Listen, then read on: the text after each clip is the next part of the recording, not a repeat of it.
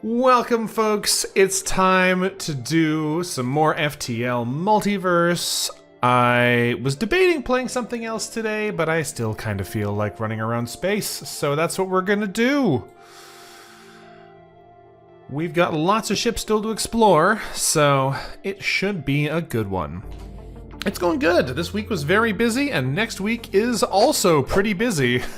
So I got to enjoy my weekend while I got it.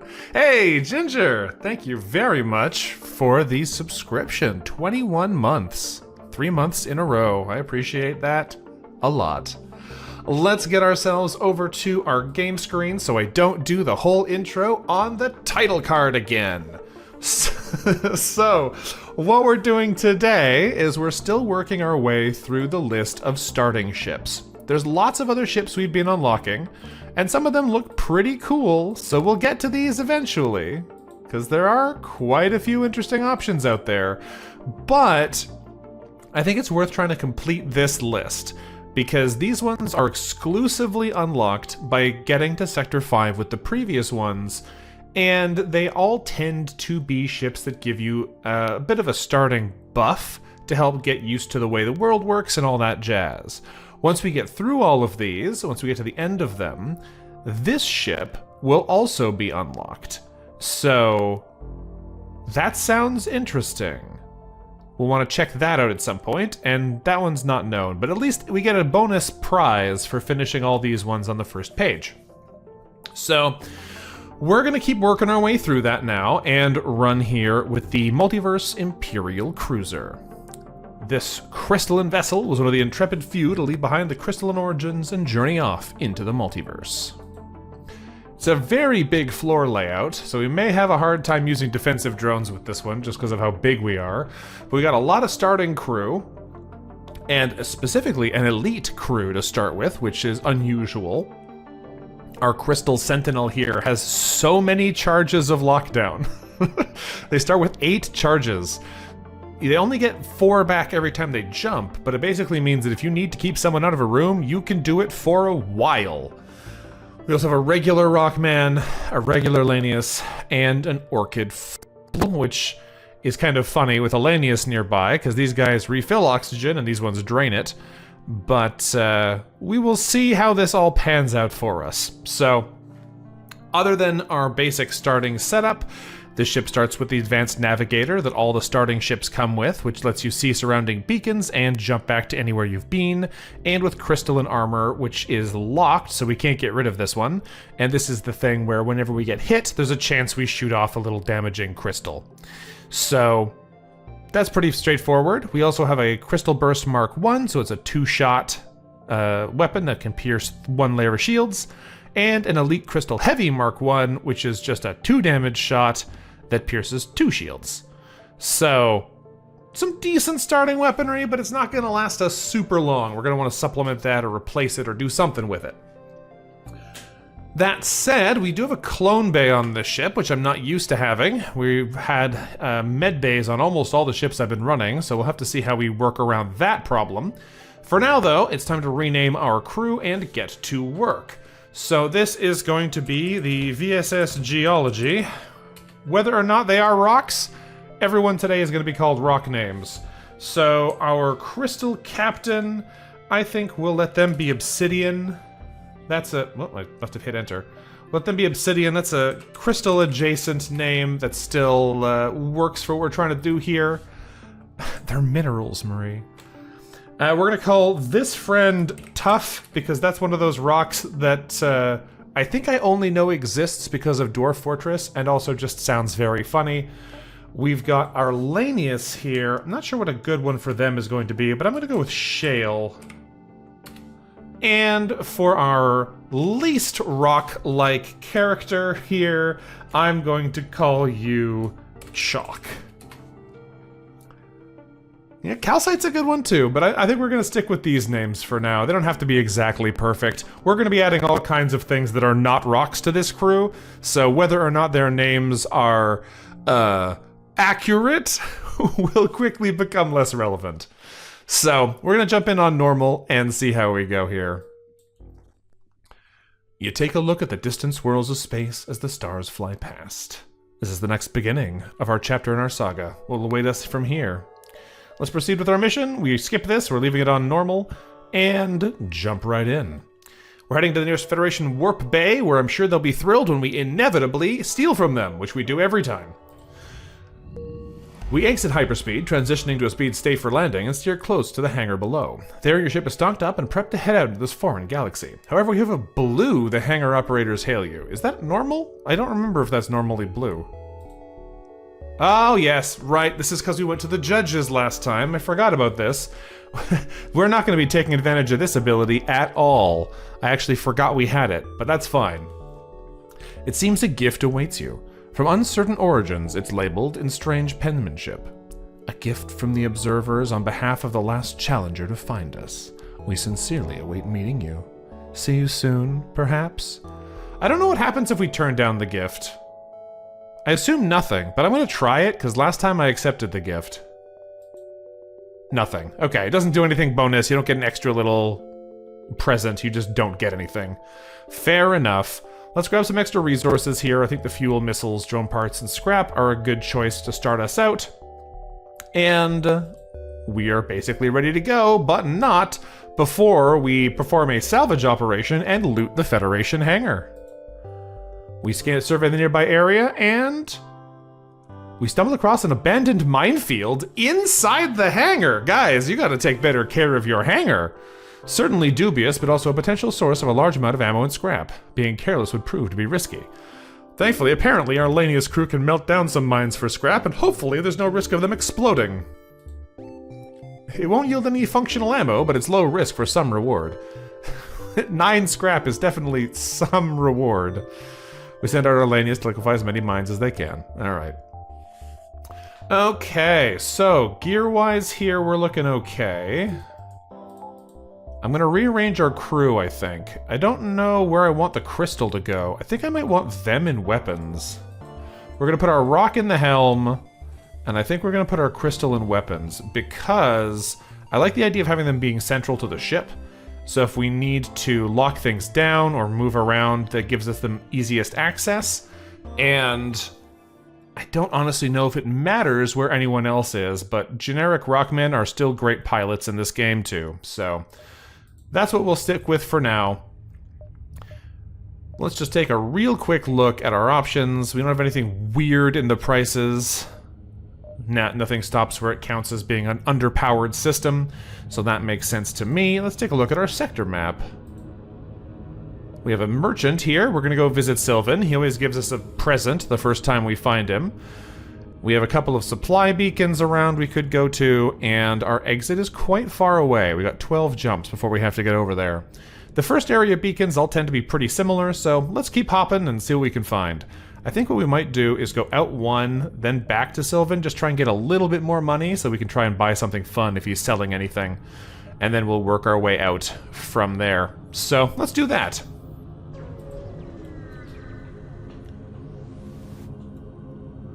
Looks like a rebel ship is here, waiting for you. You can't quite make out what the ship is, though, at first. Surprise! It's Leah, the Beam Master. We're not going to read this again. This happens almost every time we come through the first sector. But we are going to fight them. They're a harmless ship for us, because at least the Sector 1 version only ever has a single mini-beam. And that's not going to do anything here. Although apparently our aim is bad. Let's take out the helm so we can't miss again. Since they are so dubiously equipped, as long as we have a single bar of shields, we are safe. And one more shot will take them out. Nice start here if we're just trying to get a bit of free money. One thing that I did notice here, we grabbed 2 fuel, a missile, and 20 scrap, is that it looks like the mod makers made a little tiny adjustment to the shield bubble placement on the crystal ship, because in the base game it sticks out from the bubble just slightly at this point. But here it looks like they fixed it. So, unless that was fixed in the base game too and I didn't notice, it does look like they made a little adjustment here and fixed the shaping of the shield. Alright, there's 2 distress beacons over here, which is actually pretty annoying, because I would like to go get those. but I don't think we're going to waste a jump to do it. We're going to go to the merchant here and get our free prizes. Ooh. Stranger, stranger, good to see you. Have some scrap on the house. Now that's out of the way, care for a trade? Sylvan does not mess around. We tried fighting them a run or two ago, and they absolutely obliterated us, but we got 19 scrap and a Fauchard beam. Let's see what he's offering. We don't really want to sell him anything right now. Well, actually, we could sell him the missiles. I don't need those. Can I sell you some ammunition? Yeah, 5 missiles for 15 scrap. That's some good starting money, and I don't need those missiles. Fantastic. What are you selling? Ion weapons exclusively. Ooh. Alright, well, we're probably not going to buy any of those. Ion weapons aren't bad, but I don't think they're quite what we're going to be trying to go for this run. The Fauchard beam is a crew and system destroyer. That seems like it could actually be pretty fun. Alright, it's a radiation beam, too, so it gives them, like, a bad slowdown and repair disability after they get hit. So that's pretty cool. We should try and bring that thing online. I think that'll be fun. We gotta love the war crimes. Now, if we wanted to bring it online, it's gonna take a lot of resources to get 3 more bars of weapons power. The option of getting level 2 shields is always pretty tempting in the very earliest part of the game, but we could just go up to 4 bars here and see if we can wing it with just one of these weapons, right? Because the Fauchard beam here does 2 system damage, so it can still pierce 1 shield, and then we can go for crew kills, and the system damage means we can still disable core systems with it. That seems like it might be pretty viable. So even though it's a little early, I think I am going to fully dump points into bringing this thing online as fast as we can. Is it a good idea? I don't know. But are we going to experiment with it? You bet we are. Let's get over here and check out the supply beacon before we make our way back to that distress. Several Union civilian vessels have landed on a nearby moon around a Federation multiverse warp bay. You can see crowds gathering, but you aren't sure why. This is a bad quest. If we send a crew in to try and help stop the riots, there's probably someone's gonna die, but we have a clone bay, so it might not matter this time. So, since we should be able to recover any lost crew due to our clone bay, let's go try this again and see if we can get a better outcome. If we go investigate, the civilians appear to be protesting, gathering in large groups and holding up signs. It appears the crowd is against the use of multiverse travel, thinking it endangers their ways of life. The Federation soldiers hold their ground and try to fend off the civilians, but it appears the situation is getting heated. Send in a team of crew to assist. By the time your crew arrive, the situation is already escalated. They manage to rescue one of the Federation staff, a medical unit who was caught in the crossfire, and bring them back to the ship. Unfortunately, it seems a few of the protesters noticed and have followed you back to the ship. Don't use back to the ship both times, but otherwise, hey, we actually got a positive outcome. We found a medic. And an NG boarder and 2 more florals. Not the boarding party I would have expected, but okay, we can deal with that. Unfortunately, I can't necessarily get to the doors before they can get out of the room, so we won't be able to easily suffocate them all, but it would have been hard anyway with the florals on board. Let's get our combat crew over here to help out. Ooh, they're hurting pretty bad. I guess it is 3-on-1. I should have expected that. I gotta remember, though, the medic crew is super valuable to us because we don't have natural healing right now. So being able to pop in the medic into the room and give us a healing burst actually gives us a way to naturally recover when, by default, we wouldn't have one. So that is actually pretty cool, because that was going to be a limitation for us otherwise. Let's get you back in there for now. We're going to bring our medic over in reserve so we can pop them into the fight and give us that healing burst we were talking about.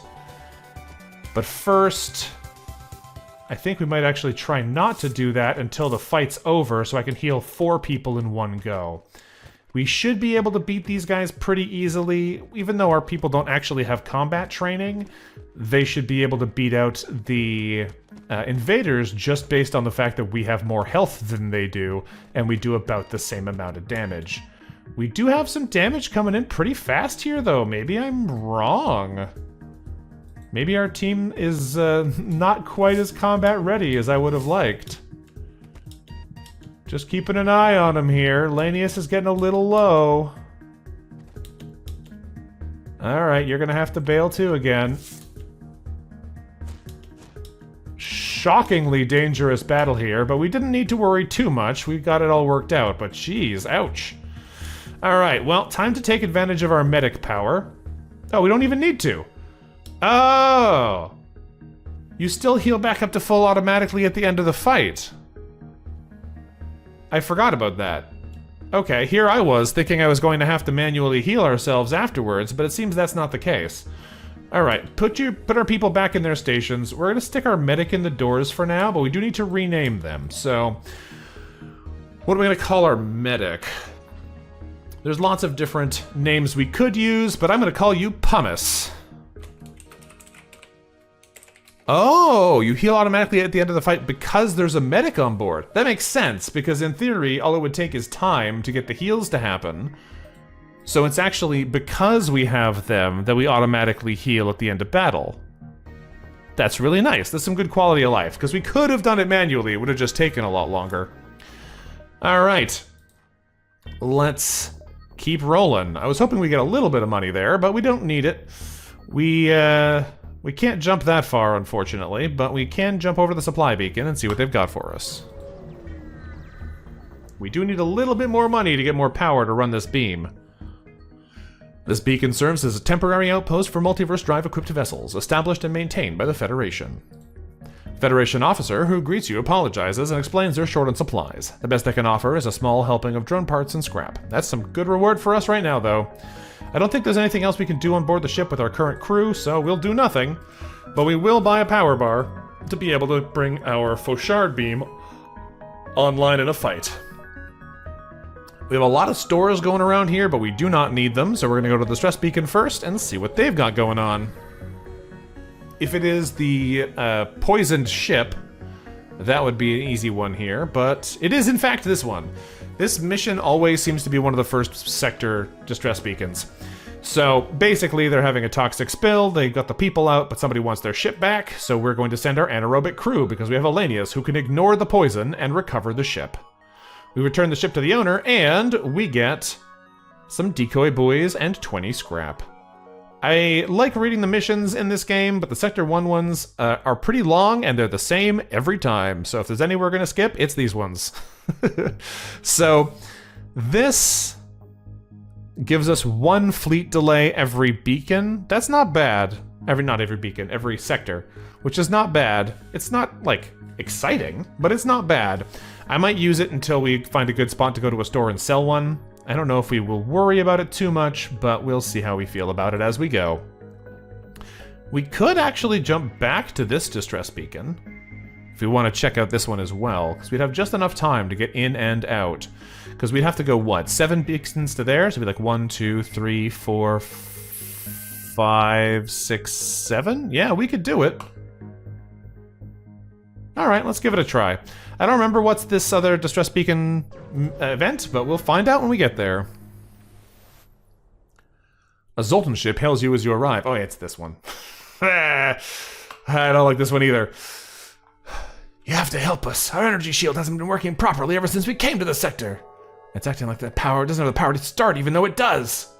Well, we don't have any technically savvy crew, so we almost certainly can't have a good way of helping them. Let's attempt to fix their problem and fail to do it. Our crew takes some time experimenting and working with the shield generator. Try as they might, they have absolutely no idea what's wrong with it. How did you think you would know what's wrong if we couldn't figure it out? Yeah, that's why that one's not so good. Most of the time, you just get nothing. Both of those distress beacons really seem to be crew-specific or setup-specific, and I've never seen one that actually helps the Zoltan, so I don't know what you need for it.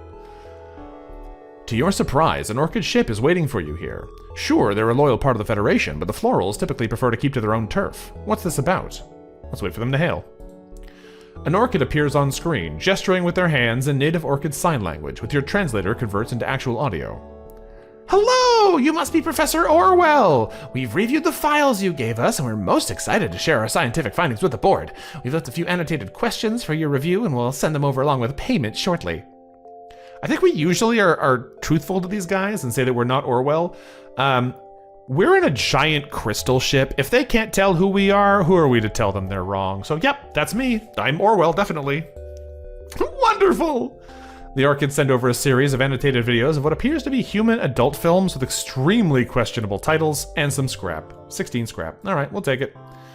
Their tastes notwithstanding, that gives us enough power to run the Fauchard beam if we switch one of the others off. And I think right now, it's probably best to keep the Crystal Heavy on. It's faster, does about the same amount of damage. Seems like a reasonable choice. This one has a better chance to hit something, but I don't know if it really matters. They have the same breach chance and stun chance, actually. Well, stun's a little longer on the Crystal Heavy, but that means the breach chance is better with 2 of these. But whatever. We'll leave it like this for now. We can swap them around if we feel like it. There's no penalty to having one over the other. With 32 scrap, I can actually buy another power bar, but we don't have enough to run the weapons or anything else with it yet. But I think I'm going to do it anyway, because it'll let us put both our engine bars on. So that'll be nice. Let's keep rolling. We have a lot of ground to cover, and we're going to be riding the wave of the rebels the whole way to the exit. We're not surprised to see this beacon is now outfitted with a Multiverse supply depot. What's there? It appears you've arrived a little too late. Something, whether it be pirate or rebels, raised this place and destroyed everything in sight. Well, we'll grab the 17 scrap and keep rolling. Again, not enough to do anything with yet, but it will be soon, so let's keep rolling. We could actually jump straight over here instead of going this way, because this is a battle, and that's probably more profitable for us. Let's go this way first. And get some cash. A small escape pod is adrift at this location. Judging from the markings, the pod originated from some multiversal equivalent of Earth. Someone likely had to abandon their universe and wound up at the drop point. There's no sign of a ship that this pod may have ejected from. However, before you can pick it up, a rebel intercepts. This human will no doubt make a fine recruit for the rebel cause. Bold of you to assume it's a human. Alright, well, we can fight them. They do have a lot of lasers, though, so this might be dangerous. We're going to need to punch through the weaponry here with the Crystal Heavy as soon as we can. Thankfully, it's on a 9-second charge, which makes it actually pretty reasonable to be able to hit them with. Ooh, who do I want to send to go bother you? I guess our Floral can do it, because they're right here. And I will bring our Crystal over to do it, too. I was hoping we could leave them on the timer, because that gives us that extra second of firing speed. But right now, I would rather just not risk taking too much damage on our crew. And our Orchid is not a particularly good fighter. So, the Fauchard is almost ready. We don't actually know where their crew are, so that brings up an interesting point. Let's run you over to the sensors real quick. They are about to shoot us in the weapon, so I'm going to hit them. Oh.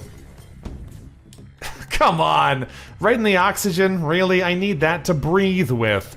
We'll get our crew over there. Let's see where they are. There is only one crew left on board the ship. Well, that sounds good to me. Let's make it none more crew on board the ship soon. Alright, turn off the Crystal Heavy so we don't wind up killing them first. They don't have a med bay, so they have nothing they can do about this. As soon as the Fauchard is ready to fire again, they are dead. Look how slow they are. Alright. In fact, they might be dead before then if they manage to suffocate themselves. No, doesn't seem like it. They're going back for the weapons. Well, unfortunately for them, they are toast. It's okay. I saw this coming. Rebel Captain collapses. If they saw it coming, they should have thought twice about messing with us. Good riddance. 2 fuel, drone part, 23 scrap. Hey, Parallax, how you doing today? The pod's still adrift. It's unlikely to be a trap, but sometimes it's better to be safe than sorry. Let's take the pod. The resident of the pod is surprised, as they didn't expect to end up in this universe. We explain our mission, but the human inside seems hesitant to get involved in the conflict without learning more. Alright, well, where do they want to be dropped off? Because we're not going way out of our way. Yeah, that's probably too far out of our way. It's 3 jumps to the exit, so if we go to this quest beacon, we can't get to the exit without fighting an elite. From a different version of Earth, opens it up, somehow an entire Vec inside, screams ensue. Listen, that would have been amazing. Very, very upset that's not how it goes now. I think we're going to send you back to the engines. I might actually leave our Orchid in the sensors for now and send our medic over to shields briefly. I don't want to leave them there long term, ideally, but... Actually, no, that's silly. I should put the Orchid in the shields and the Medic in the sensors. They don't need to be on doors, and this is a much more sensible arrangement for long-term skill building. But now we'll be able to actually use our Fauchard Beam. Okay, 52 scrap. Let's keep rolling. Do we jump to the quest beacon? It's almost certainly not worth it. But the early game elites are probably not so dangerous that we can't handle it, so let's risk it. Check out the quest beacon. The human thanks you for delivering them to a colony. This timeline seems more stable than the one I came from, at least. I might join your cause, but give me some time to think about it. In the meantime, I have a reactor core that I hope you find useful. Well, one reactor buff is only 20 scrap, so it's not great, but it's pretty average as a quest reward for this sector, so that's not bad. I'm not thrilled about it, but I'm not mad either. Let's jump over here and then make our way out. We'll at least be able to hit the supply beacon before we get overtaken.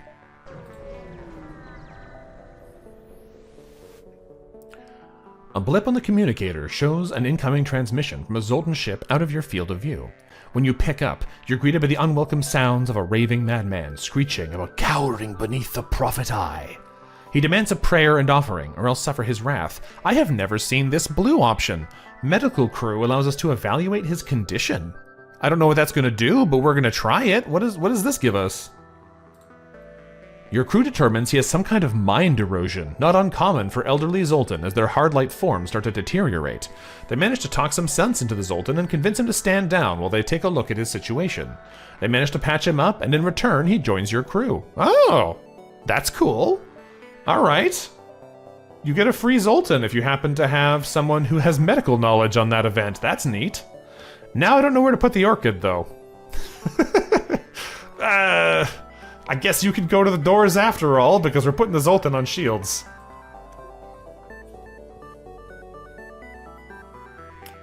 That makes more sense anyway, because I don't really want the Orchid fighting. They give buffs to people in the same rooms, so they're not terrible crew to have supporting your fighters, but it's only 20% max health, and I don't...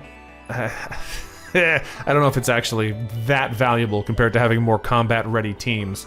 We do need to rename Cat, though, to fit our theme, and I'm not sure which one I want them to be. I think I'm going to call them Marble. Not because of the actual marble stone, but just because they've got that, you know, bag full of marbles. Not all the marbles are there, energy. That sentence was awful, but I think you maybe know what I meant.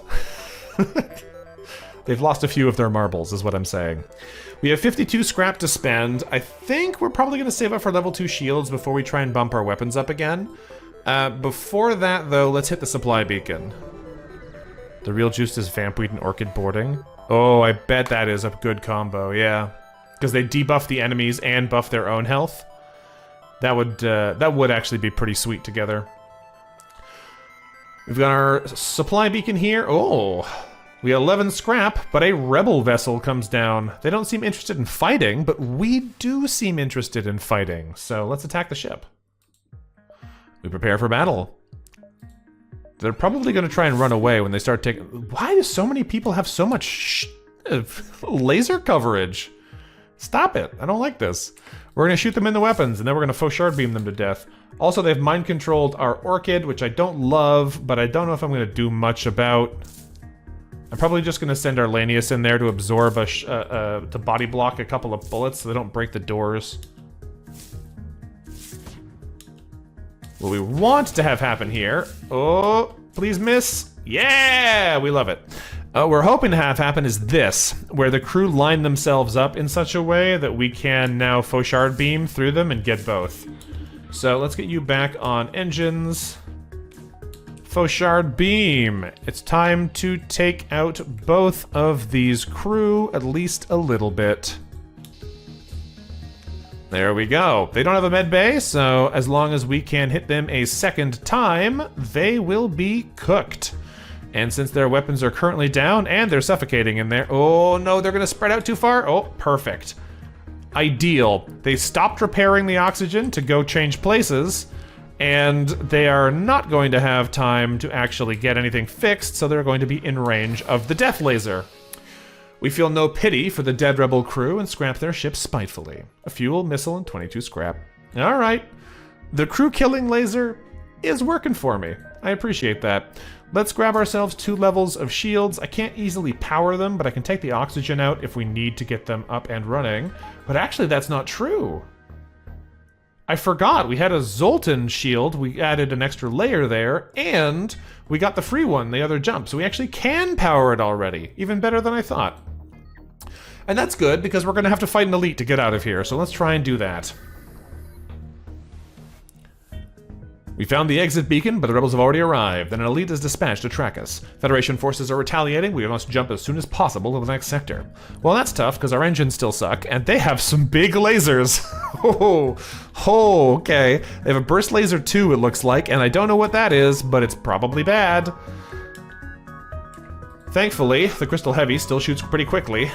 We have a friendly ASB and an enemy ASB, so hopefully we don't get hit too hard by the enemy one. And that's really bad timing. We hit them insofar as they managed to fire both shots from that gun, but such that it didn't slow down the other one. We might still be able to dodge the damage, but we're gonna do the same trick we just did against this crew. But I'm gonna try and be even sneakier and see if I can fry their weapons room again. Oh, the shield bubbles! I forgot about the shield bubbles. That was poor on my part. I'm gonna hit them in the weapons again because we need them to not hit us.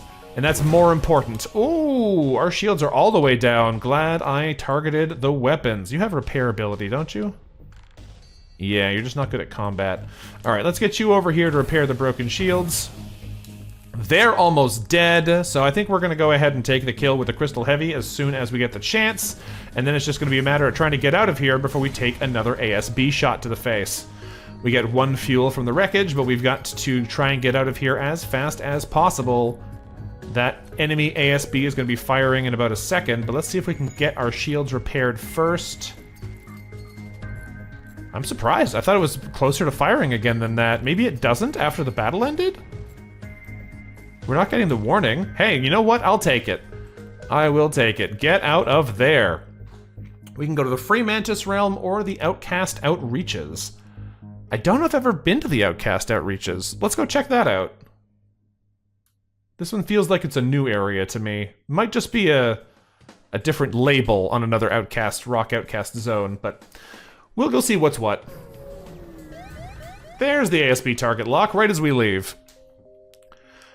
Alright, in hyperspeed, we get the option to use a jump speed augment, so we can get a free beacon of travel from deploying our decoy boys.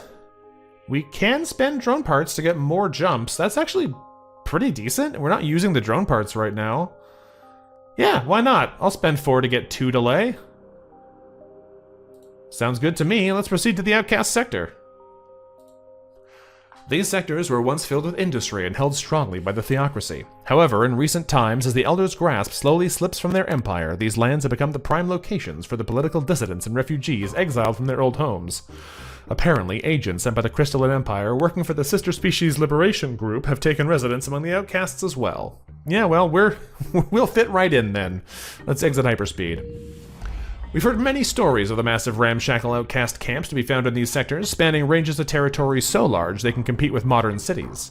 To mess with them would nearly be a death sentence, but fortunately you doubt they'll mind your presence. The outcasts have no formal structure, but the sudden epidemic of slavers haunting these sectors has forced them to tighten their security. The guard here eyes you warily, but decides you aren't a threat and keeps their distance. Well, let's contact the guard and see if they want to give us something, since we have a Rockman and a Crystal crew on board. Ah. The captain of the guard vessel strokes the faint patch of moss on her chin and grinds it between her fingers with a mixture of irritation and hesitant curiosity.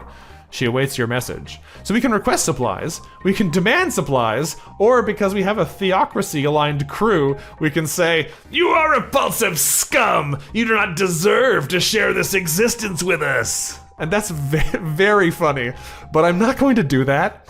We don't want to start a fight with the guard here. We're trying to be mostly good people. We did an all crimes run and we got almost nothing out of it, so we don't want to just start fights here for no reason. I'm just going to request supplies and see what they do. Oh. It's unusual for the Federation to come here, and uncharacteristic for them to request aid from people with little to offer in material. However, I'm a believer that good actions are a cycle, and though my brothers and sisters might not agree, I will oblige your request. This beam is special. So we got a fuel, a drone part, 14 scrap, and a Suyari beam. This thing is a scaling weapon that scales forever. I gotta try it, right? I've wanted to use this thing in the past. We need to get some... Talking about not taking ion weapons at the start of the run, I feel like maybe we gotta get some ion weapons going here with a crew murdering beam and a slow charge up everything murdering beam. This seems like potentially pretty good. Potentially pretty good. The chain damage cap being 750 damage is pretty silly. It's just slow to power up, right? The first two beams only do 1 damage each. So it starts out very weak. It's going to take 26, 30, 39 seconds before it actually gets useful. And that might be too slow. But I want to try it at some point here. So I think we're going to save to power up our weapons even more to try and bring more of this stuff online and play with our new toys. So let's save our current crew positions and take a look at our map. We have a lot of jumps to spend because they're going to be delayed by 2 to start.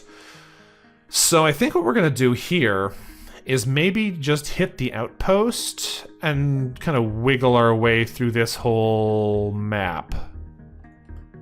I'm tempted to go around the back edge here, but I want to go see what the outpost is.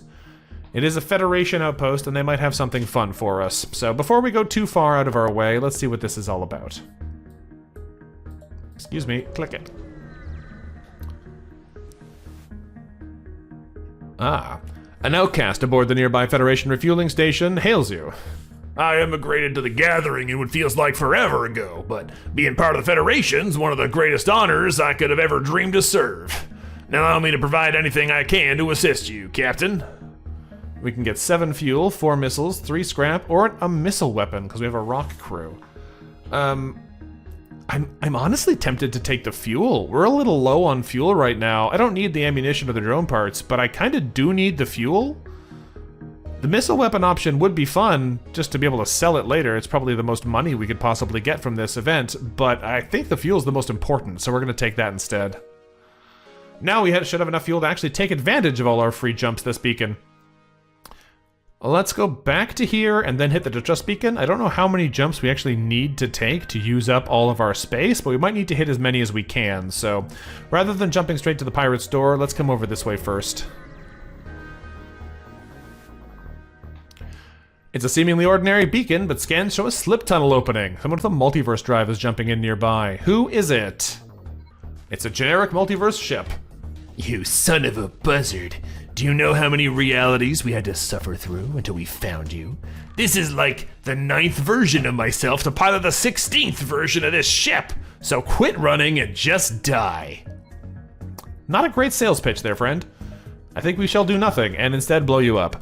They do have a flak gun and another 2-shot laser and this radiation drone, which could be a bit of a problem for us, but hopefully we'll just crystal heavy them into weapons and then it won't be a problem anymore. I think they're probably gonna, still keep this this 2-shot beam online, but I don't think it's gonna matter. Because the Fauchard beam is ready to start murdering people. I think we're gonna go hit this guy and the engines, just so we do a bit of extra system damage there. That way they can never again hurt us. We might need to start speeding up time in this battle, because we're waiting for a very slow firing laser, and we're gonna kill some people with it. And if they keep coming in one at a time, it's gonna take us a while, so this is a great place to take advantage of that 2 times speed, because, yeah, it's gonna be slow. They're probably going to get a point of repair here before we can fire again, but it's not going to matter because we're about to fire again, and that guy's dead. One more shot to kill the last guy. Give it a couple of quick seconds here, and they'll be cooked. Are they going to move before it happens? Nope. I guess I'm not getting that promotion after all. Darn. The last look of disappointment in themselves is erased as the rebel captain falls over dead. Missile drone part 33 scrap, not bad. Alrighty, we probably are going to go for the weapon control bar here because that means we can now use either... No, not either. It means we can use both our crystal weapons. In theory, we could bring the Suyari online, but with only the Fauchard and the Suyari, we're unlikely to be able to actually get through our enemy defenses to use this thing because it's only going to be on 1 damage for a couple of shots. So let's not rush it. Let's keep rolling. We have a distress beacon to go check out, so let's do that. We do have a lot of jumps until we have to get out of here, so we can probably check out most of the sector here, as we expected. A group of Theocracy vessels have gathered together near the beacon. They're concerningly well armed and protected, but they barely pay any attention to your presence. Let's hail and ask about the distress beacon. A rather annoyed Rockman responds, seemingly not at all grateful for your quick response to their distress call. We were tasked with transporting military supplies to a Theocracy outpost at the end of this sector, but an SSLG squadron raided our convoy. If you can assist us in recovering it, we'll give you the leftover supplies. Well, sure, why not? We're a crystal ship, we can blow up some other crystals. Let's accept the request and inquire about the coordinates. The Rockman grunts and grants you access to the coordinates broadcast by a tracking chip on the stolen cargo. It's over there. Alright, well, let's make our way over there and go check it out. As soon as you catch sight of the ship at this beacon, you regret coming here. Looks like the Coalition has penetrated into this territory. You promptly receive a hail from the ship. Alright, hello. The captain of the vessel, a slug dressed in a cheap lab coat, appears on the screen. Now, I know this is unconventional, but the Coalition can wait. I'm on a quest for science. Specifically, I wish to understand what about the outcasts grants them such amplified abilities in the presence of each other. My own crew is not so willing to assist me, the lazy bastards. So I request you go and obtain a few bodies from the nearby outcast colony. For pay, of course. No one does shit for free anymore. I've never seen this quest, but I do love this glib response. We're gonna say teamwork makes the dream work. I don't really want to go murder a bunch of outcasts from a colony that has nothing to do with us, and I have a feeling this is gonna make them attack us out of disgust. And that sounds good to me. So teamwork makes the dream work. What the hell did you just say to me? Ugh, humans with their stupid, cheesy phrases. What does that have to do with anything anyways? Outcasts get their abilities from teamwork. What? Teamwork? I've heard of that, but I've yet to identify the genome. Is that some kind of genetic trait shared by outcasts? I shall research this further. This has been a massive help! 1 missile, 1 drum part, and 21 scrap. Okay, not what I predicted, but you know what? I'll take the prize. Thank you. I believe we need 25 scrap for a power bar now. Yeah, we do. Okay, well, we get at that soon enough. Let's go to the bottom corner here, and then we'll start working our way up the rest. What is this again? This is a sun. I don't know if I want to go to that. We'll see how many jumps we have before we leave. A small makeshift Tikaka outpost has been constructed nearby for holding slaves. Judging from the fact they didn't hail you, it's pretty clear they aren't open to trading. Well, time to kill them and hopefully steal their supply? I don't know. Attack the camp and see what happens. Ooh, fancy looking ship though. Lot of crew, that might take a while. Even if they were open to selling to you, you wouldn't care. Slavery is immoral, and you're going to free these people. We sure are. The reputation with slavers has decreased? Oh no. Alright, let's do nothing and get ready to deal with the borders, because they are sending a bunch of crew, including a separatist NG border. Weird. Alright, well, we'll find out where they go. They have gone directly to our clone bay, so we're going to have to send some crew to deal with that problem. Are they going in the med bay? They're well, in this one. The words are hard, man. The sensors, that's the word. I did just accidentally take our crew off of the doors, which is probably not my smartest move. You're going to stand in here and fight him. I'm going to send you up here. You stay there. As more of our crew gets over there, we'll deal with the rest of it. We do need to be able to see them to kill them with the Fauchard, but for the moment, that actually doesn't matter because we need to pummel their weapons offline anyway. So while they are trying to bomb us, please don't hit anything important. We are going to send you in there and you in here. This is actually a pretty rough setup for our medic because we can't actually get someone in the room to do the burst of healing on them either. So that is a little inconvenient. We did take their weapons offline though, so that's good. And I think it's just about time that we send our Floral in here to swap with our Crystal Sentinel. They are taking damage fast. Alright, let's take you out. Send you in, and our medic will body block. Oh, the NG teleported. I actually don't know where it went. Did they send it home? I guess they did send it home. This is a little bit awkward, though. Our team is dying somewhat, so let's get you all out of there for a hot second. Activate our... Actually, let's get you in there, too. Activate our medic heal. And send you back in. And you back in. Except swap you around, because I do not want the plant fighting the mantis. Not a huge amount of healing for the big fellas like these, but it should still help keep them alive a little longer. Have to do a little bit more micro in there to keep things running, but we can figure that out. Pop another Crystal Heavy over here. I'd love to be able to see them on that ship. Time for you to get out of there before you are dead. That mantis is doing work here. Thankfully, we've killed the last crew, so that'll kill out the rest of them nice and fast. Back down to normal speed, because we don't need the super speed anymore. We have to be very careful, because a bad shot is going to cause someone to go into the respawn timer. But where are their crew? They do have a clone bay, so we're going to have to kill that so they don't come back. Let's take it out like so. Delightful. Alright. Things are looking good so far here, although our crew are a little hurting still. Let's get you all back to your systems. Even though your health is a little on the low side, it's probably still better to have you manning them than not. I do think we're going to need to Crystal Heavy this guy again, because I don't want their guns firing. I'd much rather be able to crew kill them than otherwise, but I'm a little worried about this. If the clone bay comes back online, we are going to be in trouble, so we'll have to see. Let's do one more shot here, which should kill this guy while he's locked in. Yeah. And now we can Fauchard beam these two, which will bring them low. But I think I might need to wait a second until they get their point of repair done. Yep. Because that way, the damage turns it off again before they have the chance to do anything else. And... should mean we have enough time to recharge this before they get it working again, so all of their crew will stay dead.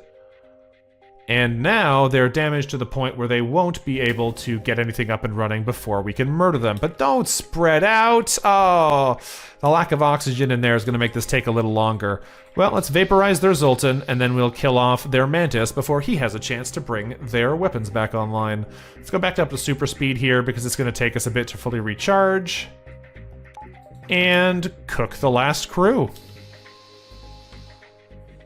The slavers are dead. We scrapped their ship, getting 3 fuel, which is quite good. We're still low on that. A drone part and 30 scrap. When we free the slaves, we free all the slaves the slavers had held captive at the camp. Most of them we simply release at a nearby outcast village, but one offers to help our mission. Ooh, a second rock.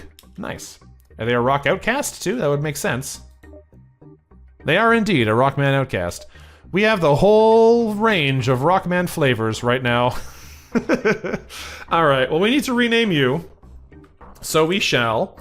I think we're probably going to try and get a couple more Rockman and then get some buffs on them together, because that could be pretty good using that upgraded science lab. For now, though, what do we want to call this one? I think you are going to be Gabbro. Both a good rock type and a reference to Outer Wilds, a fantastic game. I don't know where I want to put them, though. They're not super fast for being able to run around and deal with threats as they come up.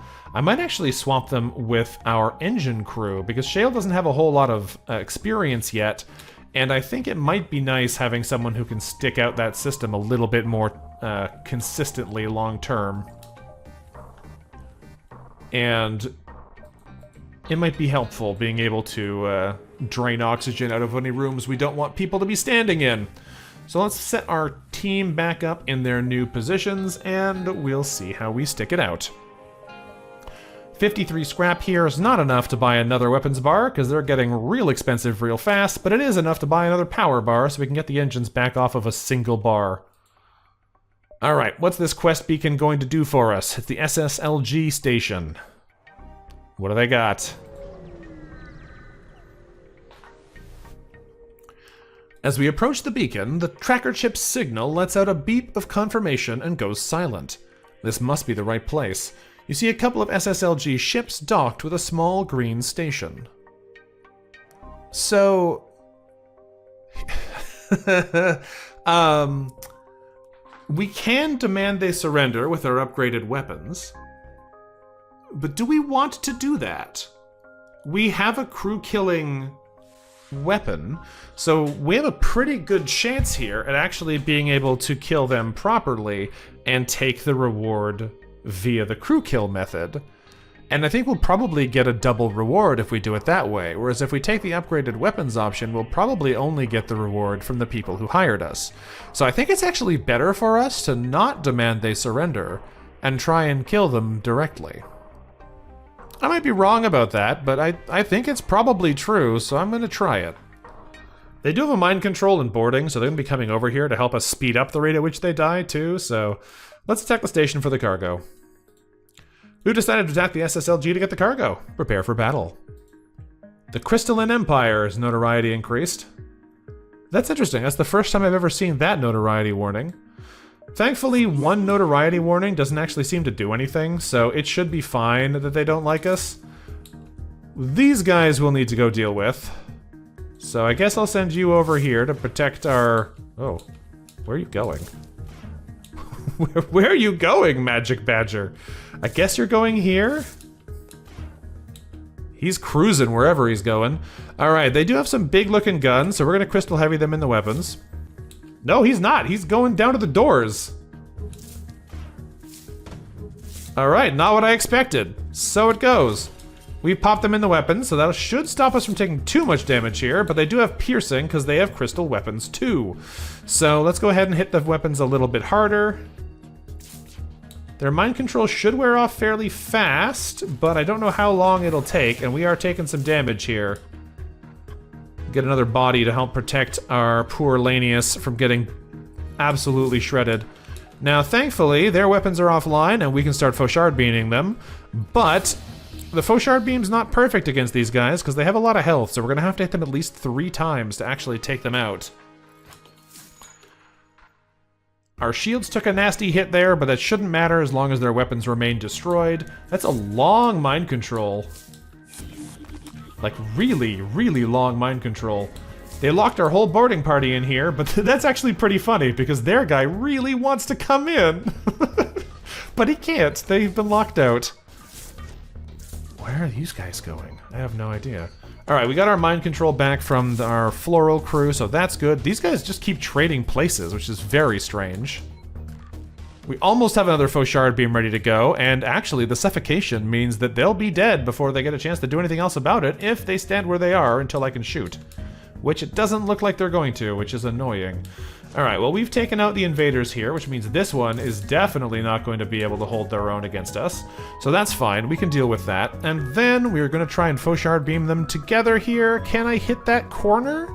I don't know, but we're going to try. Yes, we can! This is the final crew then, and they are almost dead. Bad mind control timing there, guys. We need those people not to die. Our crew are a little damaged here. We're gonna have to just let them shoot us in the back for a bit, I think.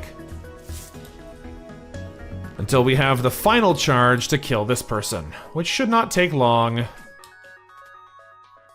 Oh, that's weird. Oh no, he is attacking the room. Okay, for a second there I thought he was just standing there doing nothing. But no, they're dead. The station has been cleared of crew, leaving behind a substantial amount of scrap matter. 2 fuel, 2 missiles, 24 scrap. Oh.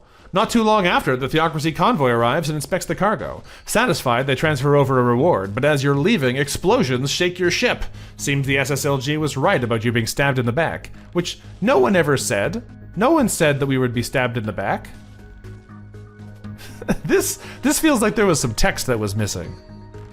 We'll take the missile, the drone part, 22 scrap, maintenance drone, and 2 hull damage, though. That is perfectly acceptable to me. Ah, they set our ship on fire. That's mean. Alright, that's fine. We can go put the fire out. Go team. Our rockmen are immune to fire. Right? Pretty sure all rockmen are. Yep. Our crystals, not immune to fire. Let's get some backup in the weapons there before it burns all the way down. Oh, they did manage to put it out. That's good. Alright. You can go help put the fire out in here before it spreads to other rooms.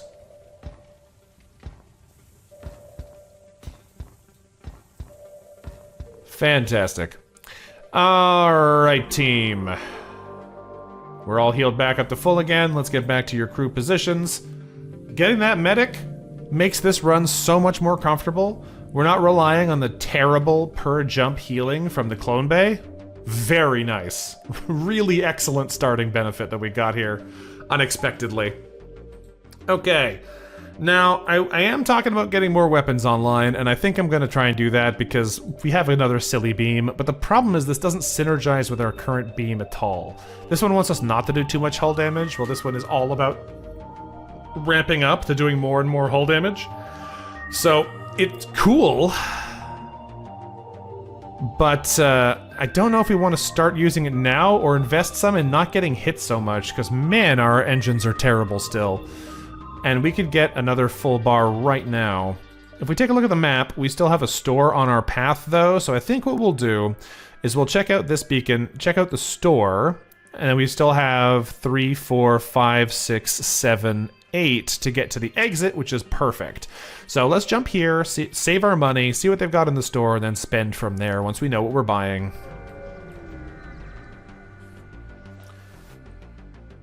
A broadcast station established by the SSLG has been constructed near the beacon. Uh-oh. Just close enough for its propaganda to reach new arrivals. The era of the Theocracy is over. Rock brothers, put down your holy texts and join us crystals in our open arms. Welcome the approaching days of the mighty Rock Crystal Empire once more. Neither the Lost Sons nor the Federation will show you the way. Only we can guide you. Well, we have a crystal crew, so let's convince them to aid us. And hopefully they won't have heard the signal from their neighbors next door who we just exploded for no reason. It's tough breaking through the stubborn nature of a crystal, but we managed to convince them to periodically broadcast lies about your location. Oh, 2 more fleet delay. That's a little bit of a problem for us. We don't have 2 more fleet delay worth of jumps to go to. I guess we jump into the sun? What's this? This is another sun. Oh, great. Yeah, I mean, I guess we jump into the sun so we don't waste the extra beacon we got. I don't want to make more enemies with the crystals, but a little bit awkward here. Okay, let's jump back into a sun and hope we don't burn to death. Our crew's pretty good at dealing with sun problems. The charred remains of a ship well beyond recognition drifts near the sun of this beacon. Won't be long until the strong gravitational pull of the star pulls it in, but there might be enough time for you to salvage a chunk of it. Well, let's salvage it then.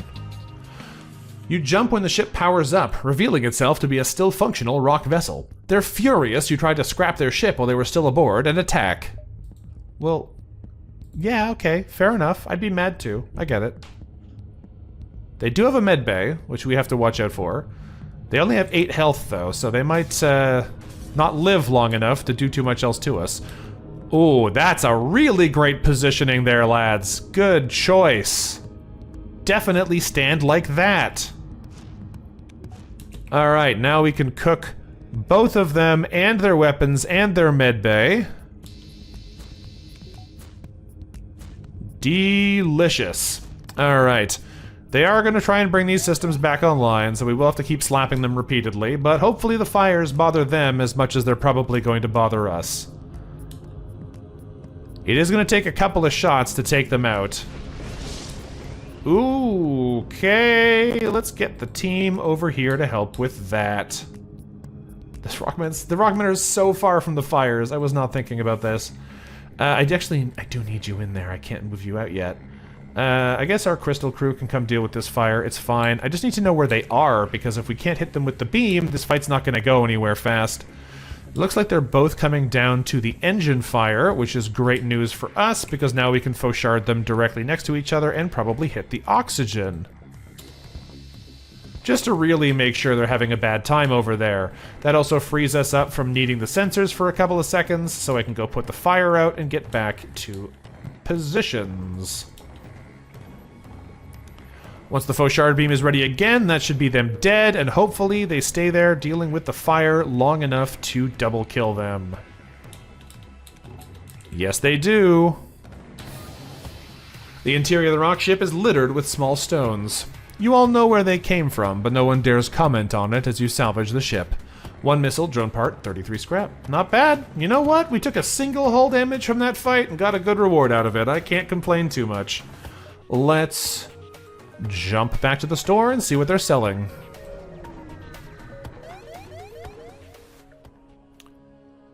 A very strange pirate market has been set up nearby. A small stream of traffic comes and goes, and it looks safe enough. Let's check out the market. Inside the market is a rather odd scene. To the left is a booth selling likely extremely illegal slug narcotics. To the right are several alien slaves kept in cages. And up ahead is a long, slender pirate running what he calls the Traveler's Booth. Well, we don't need crew right now. We have a lot of crew. So let's check out the Traveler's Booth, because I don't know what this is meant to mean. At the very least, the booth and the maps here are clean. The same cannot be said for the pirates selling them. We can buy a map of the sector, buy some fuel, or buy what the pirate calls an engine overdrive capacitor Mark III+. Except it's actually an engine overdrive capacitor Mach 3+.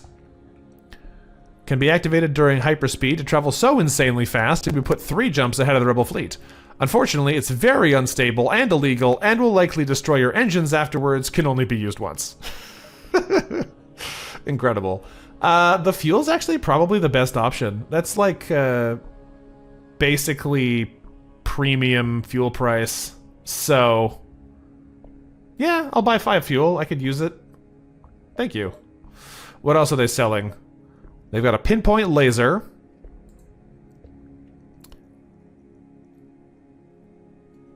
The pinpoint laser is another cool one. That actually would go better with our Fauchard than the Suyari, but the Suyari has some real potential as a long-term weapon to use against the bosses at the end, because those fights tend to run long, so being able to ramp it up is actually viable. But the pinpoint is great for killing individual people. It does hull damage, so we have to be a little bit more careful with it. But it is an option. The other choice we have is grabbing some ion weapons, but I don't know if I love grabbing 2 ion weapons like this. It would probably work. It would probably work, but I'm not excited about it. What else are they selling here? They've got the medbay and the teleporter. They've got hacking, drone control, and cloaking. They're selling random weapons and augments. Decoy buoys, magnetic payload, and tracking flares. That's interesting. I assume this happens at the start of the start of the fight, so they just can't use their cloak for the first 30 seconds. This is actually pretty interesting, because every fight the enemy uses their cloak instantly, so you lose that first 30 seconds of, however long it is, 10 seconds of weapon charging, which often means they get to fire an alpha strike on you as soon as the cloak ends, which would potentially mean that wouldn't happen with tracking flares, but the 2 power cost on it is a little expensive.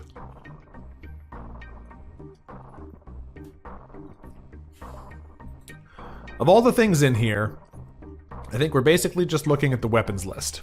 The real problem with the Cincadea is it takes 3 power to run, and that's really expensive. It goes really fast later. Having a cooldown cap of only 2 as it gets up to speed does seem really silly.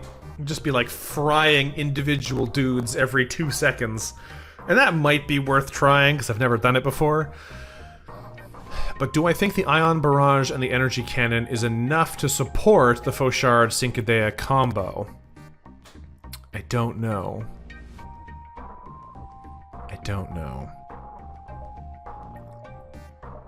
It probably is, but the only problem we'd run into is with only 2 ion shots at a time, we'd pretty quickly run into an issue of if we miss if we miss once, then we're gonna suddenly lose all of our charge. Or if they have a cloak, then we're gonna immediately lose all of our charge, and that's not great. Hacking is also potentially an option we could go for here. It is generally a pretty powerful system that would help us get around shields in the same way. I'd love to get cloaking, but I don't think we can afford to get it right now. Even if we were to sell some of our other bits here.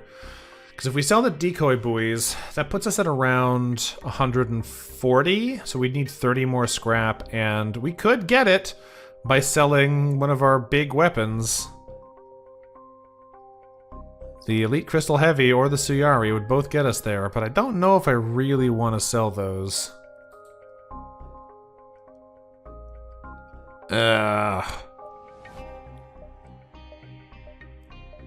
The other problem that I'm looking at here is, like, yes, the Energy one would work, but this introduces that same problem as before. This does hull damage once the shields are down, and at least right now, enemy ships don't have a whole lot of hull damage to spare.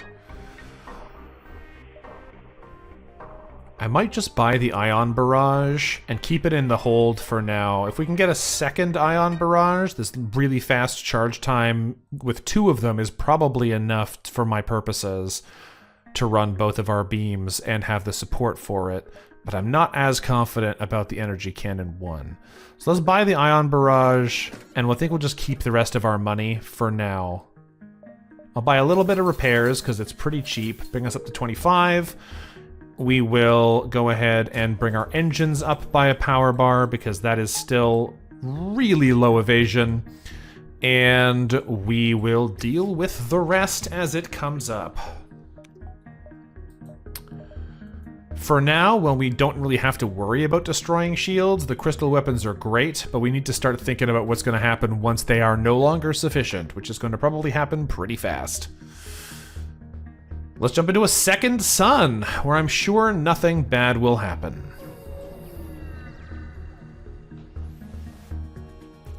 Much like the rocks anywhere else in the galaxy, the Outcasts don't seem to show much regard to the threat of solar flares. You, however, do, but the ship nearby spots your unusual movement and suspects you of foul play. Alright then, let's do nothing. They've got, again, a pile of lasers, but our Crystal Heavy should hopefully prevent it from mattering. Hopefully we don't take too much damage from the fires, but we'll find out, I suppose. The great thing about this is it's also likely to mean... Oh no, they're going to be a little too far apart, aren't they? Maybe not. They might be close enough to hit. No, they're good. Will also mean we can hit both Rockmen at the same time, and we put a hole in here, which will help make sure they're next to each other for the next shot, too. Lovely. The radiation on this thing is actually really good. I haven't really used a radiation weapon before, but if you're trying to crew kill, the fact that it slows down their repair speed is really valuable for making sure they can't do much to you. The fact that it slows down their movement speed, makes it hard for them to get away and deal with other problems. It's pretty useful. I think I may have undervalued the radiation a little bit in the past. Are you also coming into this room? Fantastic! That means you're both dead. Outcasts aren't quite the same threat as your ordinary pirates, but that doesn't mean they weren't a threat. Probably. 2 missiles, drone part, and 30 scrap. We'll take it. Now, I can't spend any money here anyway, because we're at the sun still, so let's get out of here and see what our next beacon has in store.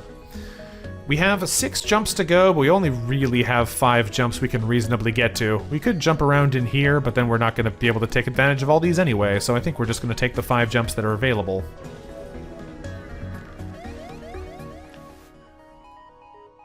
Renegade.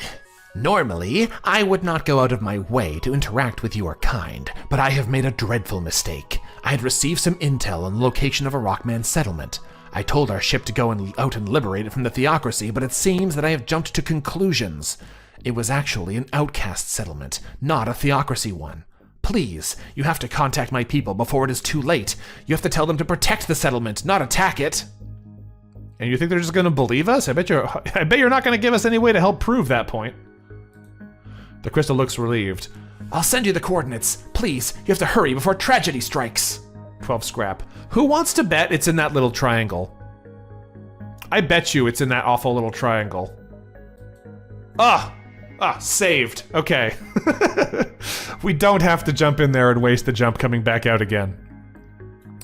The endless joy of bathing a vessel in charged particles. Oh yeah, you know what it's like. Sometimes you just want to really cook your opponents. All right, let's go to here first. We'll go around the outside and back to the exit.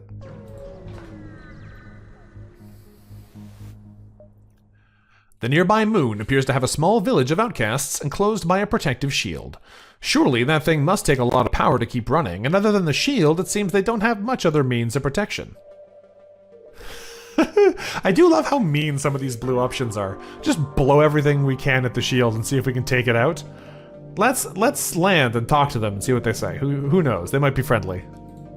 The villagers are more than willing to provide you with supplies. It's not a lot, but it's still free. A missile, drone part, and 11 scrap. We'll take it. Is that actually enough to power this up? Yes, it is. That's another engine bar. We're much closer to where I would feel comfortable with our evasion being. Next beacon. An outcast vessel is approaching, their captain wearing a bright yellow leotard and carrying a harp in his hand. Halt, Federation. I have taken a noble voyage to the lands of the dynasty and learned from the finest of poets the art of storytelling. I demand thee listen to mine tale, or I shall come and squiff your puny skull between my thighs. I do like you can just be like, no, that sounds awful, we're gonna fight him, but we'll listen to his story.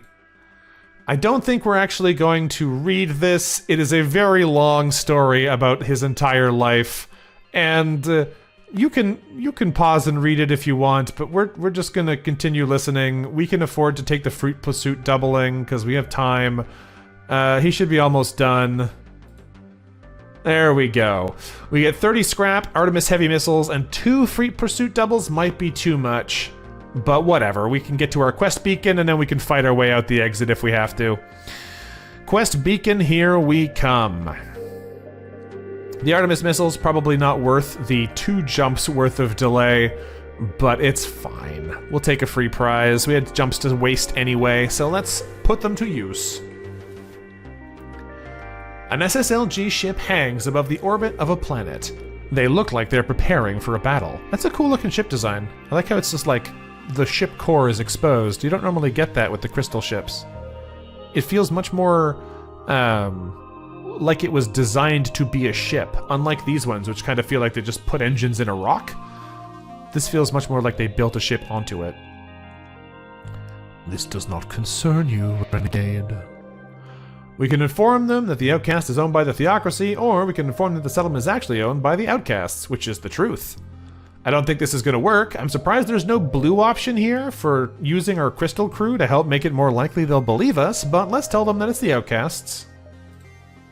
Ah, here it is. You are trying to trick us. You cannot expect us to believe that you are right and we are wrong. Show us some proof, or be destroyed for your treachery. So we can use long-range scanners to reading the settlement, we have crystal crew to tell them about the mistake, or we have an outcast crew to vouch for the settlement. I assume that both of the top 2 are going to be pretty useful for us, but I want to use the crystal crew because I feel like it's unlikely that you'd have one of those, whereas long-range scanners and outcast crew are probably a bit more common. Let's tell them about the mistake. So it is true. To think that we almost committed the exact crime we're trying to stop. Thank you, Renegade. I have misjudged you. The settlement and the ship offer a tribute for settling the situation. 3 fuel, drone part, 30 scrap, and maybe some positive reputation with the crystals? Yay! Our crimes are forgiven! Fantastic. You love not being punished for your actions. Alright, 64 scrap. I think we're probably going to save up money now, because if we can bring the weapons up... Hey, Garuku! 9 months of subscription. Not bad at all. Sub baby indeed. We have our shields to bring back online, and we have the other beam we want to try and power up. So it's probably going to be mostly shields or weapons for a bit here. Once we get the weapons online with this thing, we're also probably going to want to invest in the weapon speed upgrades, because for something that is a slow scaling weapon, the faster you can fire it, the better, right? For now, though, let's see if we can fight our way out of here. That's 2 sectors in a row where we've had to fight an elite to leave, but I think it'll be fine. We found the exit beacon, but the rebels got here first. You have to survive long enough to be able to jump to the next sector. Well, I think we'll probably be okay. Let's do nothing and find out. That is a big-looking gun, though, and that is another big-looking gun. Alright, they might be a bit dangerous. We're going to crystal heavy them in the shields. Why am I suffocating my newly cloned crewmates? Because they need to know that things are bad as soon as they rejoin us. Listen, if they wanted to not suffocate, then they wouldn't have died in the first place. Taking 2 shots at us, that's fine. This gets through their defenses, which now means we can pivot the other crystal to weapons and hopefully bring this thing offline. Not quite. It's true, Miggle. I like how the crystals weren't even going to try and check before glassing the settlement. They're just like, yeah, they look like they should probably be killed. It's fine. Let's see, can I cook these guys? I can probably get them both just barely. I'm not sure if we're going to hit that one, actually. It's going to be real close. That looks more like it'll work. Yeah! Alright, well, unfortunately they hit us in the oxygen, so we're going to need to go fix that. Let's send the person who doesn't breathe to go fix it. Here comes the ASB. Please miss me.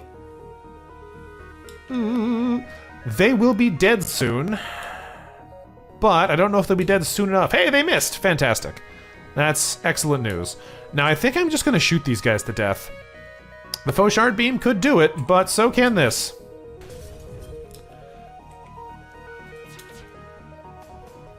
And they're done. We get 1 fuel back. Obviously, they don't give us a whole lot of reward, but it'll be good enough, I think. Because we have enough time now to get out of here. Next sector time. The Vagabond Rimworlds, or Lawless Parts. I assume this is, leeches? I still don't remember what Vagabond stands for. It might be ghosts. The nice thing about this option is it lets us go south. This seems to be a little bit more interesting, but also this is where the red Sector 7s are, so I don't know exactly where I want to go at the end. But Vagabond Rimworlds gives us more choice, so that's where we're going.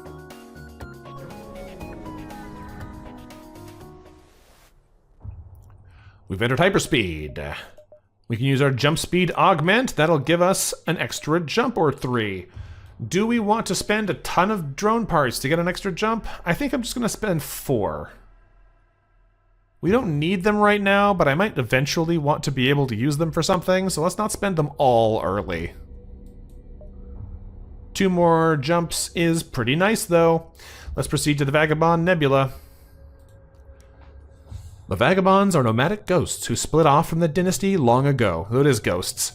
While they're mostly indifferent to you, the dynasty is well known for being incredibly aggressive and cryptic. Be hopeful you don't see much of them here. Anywhere else, a pile of scrap makes a good bribe to keep most foes off your back. This isn't the case here. The Vagabonds could care less about scrap, they just want your ship, and that's something you aren't willing to give up. The Vagabond clans don't always agree with each other, so it's not too surprising to see no ship is protecting this sector.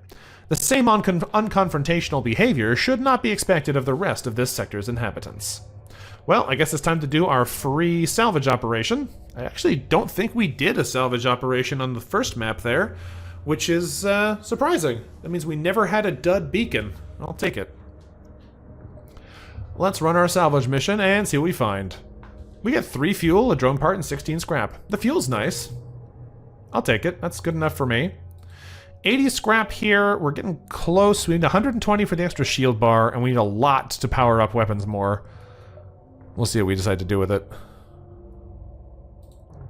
Where are we headed next here? I guess everywhere. We have 2 extra jumps, and most of this sector is nebula, so we can go wherever we feel like. Let's start hopping then. We'll take the one jump out in the open here, and then we'll probably wiggle our way through the nebula for a while.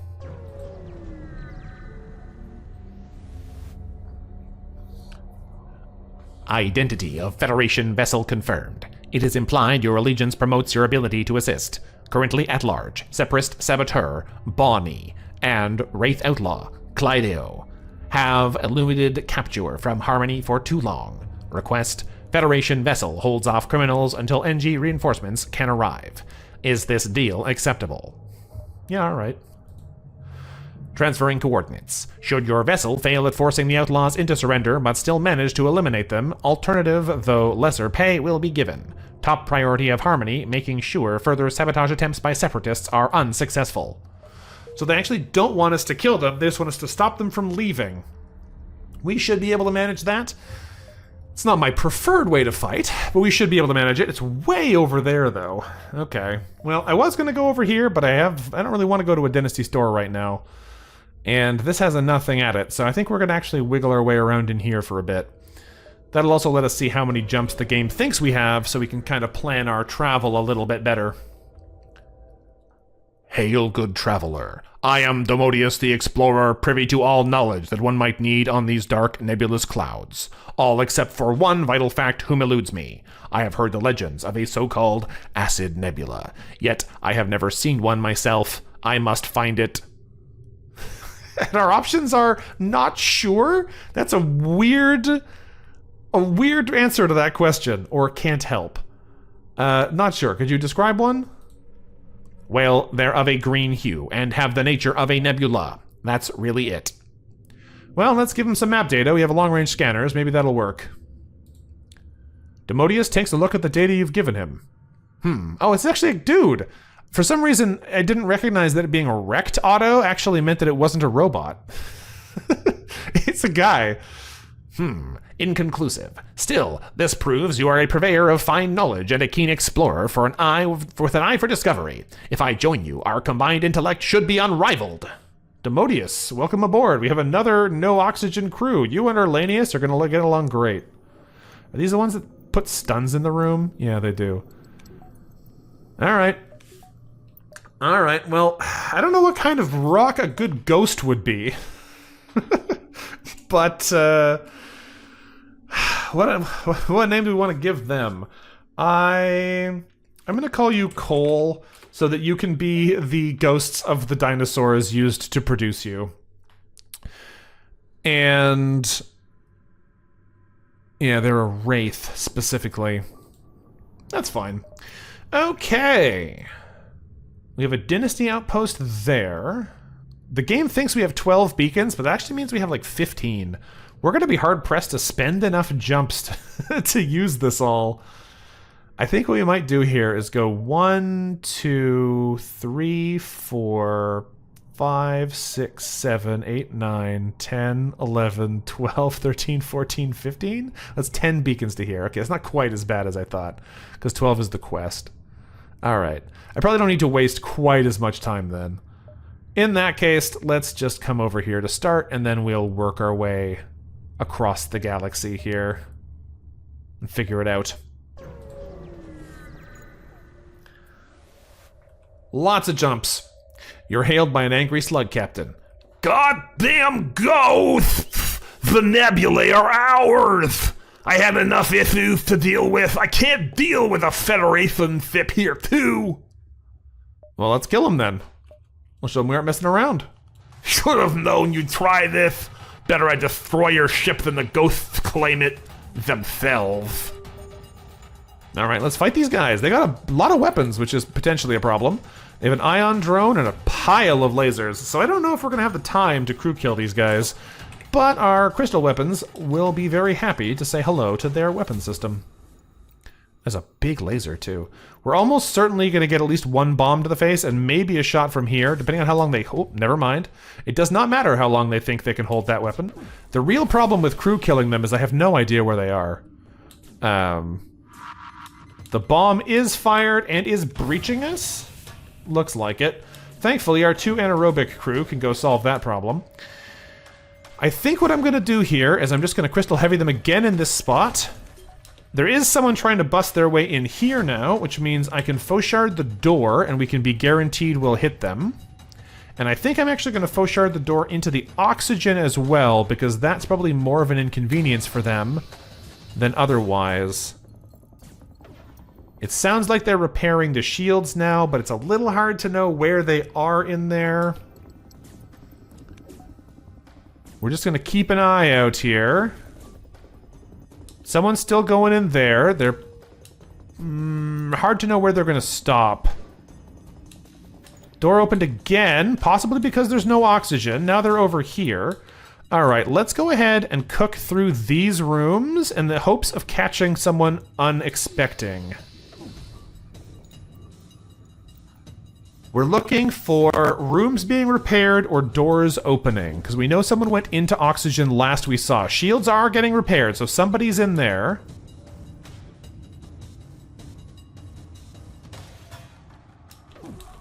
I'm gonna try this. They might be in the top two halves, but we're keeping the oxygen disabled, so even if we don't manage to hit them with the faux-shard beam, they're gonna suffocate eventually. Let's speed up time here. I think I probably missed them. We're gonna swap the direction this time and hit through 3 rooms in the shields. We got them. We feel no remorse for the slug crew, although we do wish their ship smelled better. 2 missiles, drone part, 37 scrap. It's true. In space, everyone can hear you trying to break open a door. Listen, we can't see them, but we know that if we were there, that's what we'd do. It's just intuition, right? That's probably what it is. I think we're going to save up for 3 bars of shields, because weapons like that are kind of scary. Didn't wind up hurting us this time, but it absolutely could have, so we'll save up for that, and that'll give us a bit of a better time with the next round. For now, though, Distress Beacon out here in the open. Might as well go check that out before we work our way around. The cunning warrior hunts by sound alone. You got it. Looks like an orchid ship, of all things, is the source of this distress beacon. Is this a nebula still? I was pretty sure this was not a nebula beacon. One of their crew hail you. Please help! We were sent by the Gathering to negotiate with one of the ghoul clans who keep burning our colonies, but our captain was taken hostage and they won't give him back! Let's agree to help. You follow the orchid ship's directions to the Vagabond War Camp, populated mostly by ghouls. You request to speak with their leader directly. Does the life of this frail plant thing concern you to a degree that would drive further ambitions to seek our favor in release?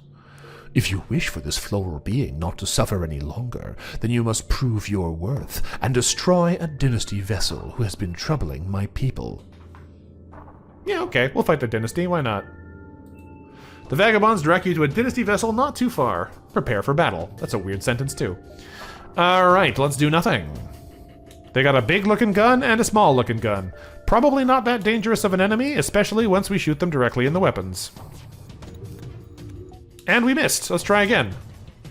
And it's offline. Now we're probably fine. Let's go back down to normal speed, because this might be a little bit harder to gauge. It is also a little tricky to know where they are right now, so let's just faux-shard beam all their key rooms.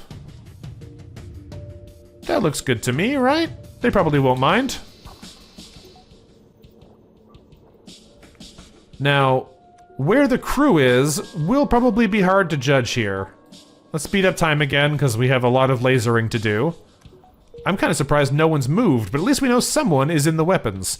So let's go ahead and hit those and the helm this time.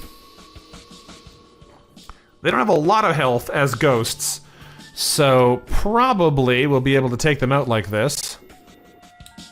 Someone fixed the shields. I don't know if there's still anyone in the weapons, but let's hit them both. The dynasty was ultimately no match for us. Hopefully the Vagabonds won't go back on their promise. 1 fuel, drone part, 35 scrap, and the Vagabonds seem willing to uphold their end of the bargain and release the frightened Orchid captain. Once safely returned, the Orchids pay you for your assistance. 3 fuel, drone part, 13 scrap, and a heavy kernel. Probably not something we'll use, but a nice weapon. Another rocket launcher. But this is a pretty good one. 1 shot, but it's a 3 damage missile. Big shield piercing, 100% breach chance. Chance to be free. As far as missiles go, this thing is way cooler than the Artemis, but the Artemis is only a single power, which is pretty sweet also. So, Gotta say, there are some benefits to both of those options, but I do enjoy the silly beam options that we're trying to keep going here, so I'm not going to swap out of them anytime soon. 165 scrap is enough to bring our shields online and get them mostly powered, so we'll take it. 3 shield bars is a nice layer of security. I think we're just going to come in here and loop around this, check out our quest beacon, and hit the exit on the way out. We have 9 jumps to do it, and that's actually going to be like 11 jumps, so we can kind of take our time on the way back over there. So let's make our way back. You always find yourself second-guessing when you encounter a wreck. You don't have to think about it for very long, because the wreck at this beacon moves in to attack you first. Okay then. They've got an attack beam drone, a bunch of missile flak, and a hull laser. Hopefully the missile is on the getting shot quickly end of the scale. Nope, it was the flak that was. And the missile is still live. Ooh, I don't love that. Well, the Fauchard's ready, and they haven't fired yet, so I'm going to try and stop them. Let's go ahead and take out all of their systems and worry about killing the crew later. Where do we think the crew are hanging out? Let's go back up to super speed again now that there's no risk. Something just... Somebody just exploded. They did that thing that the ghosts do where they freak out when they're damaged.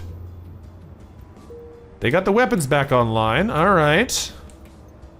Someone's in here then. Oh, they fired the missile before I could break it again. That's mean. What do you mean you can do a chip damage to us when we're trying to fry all of your flesh off your non-existent bones? I didn't agree to this.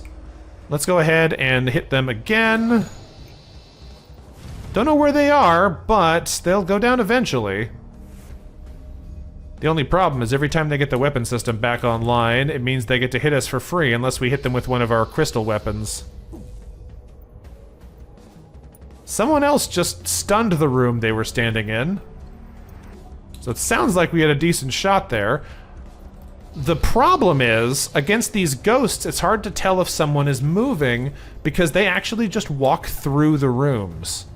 They don't need to open doors. So we can't even use the doors method to try and find people. However, it worked.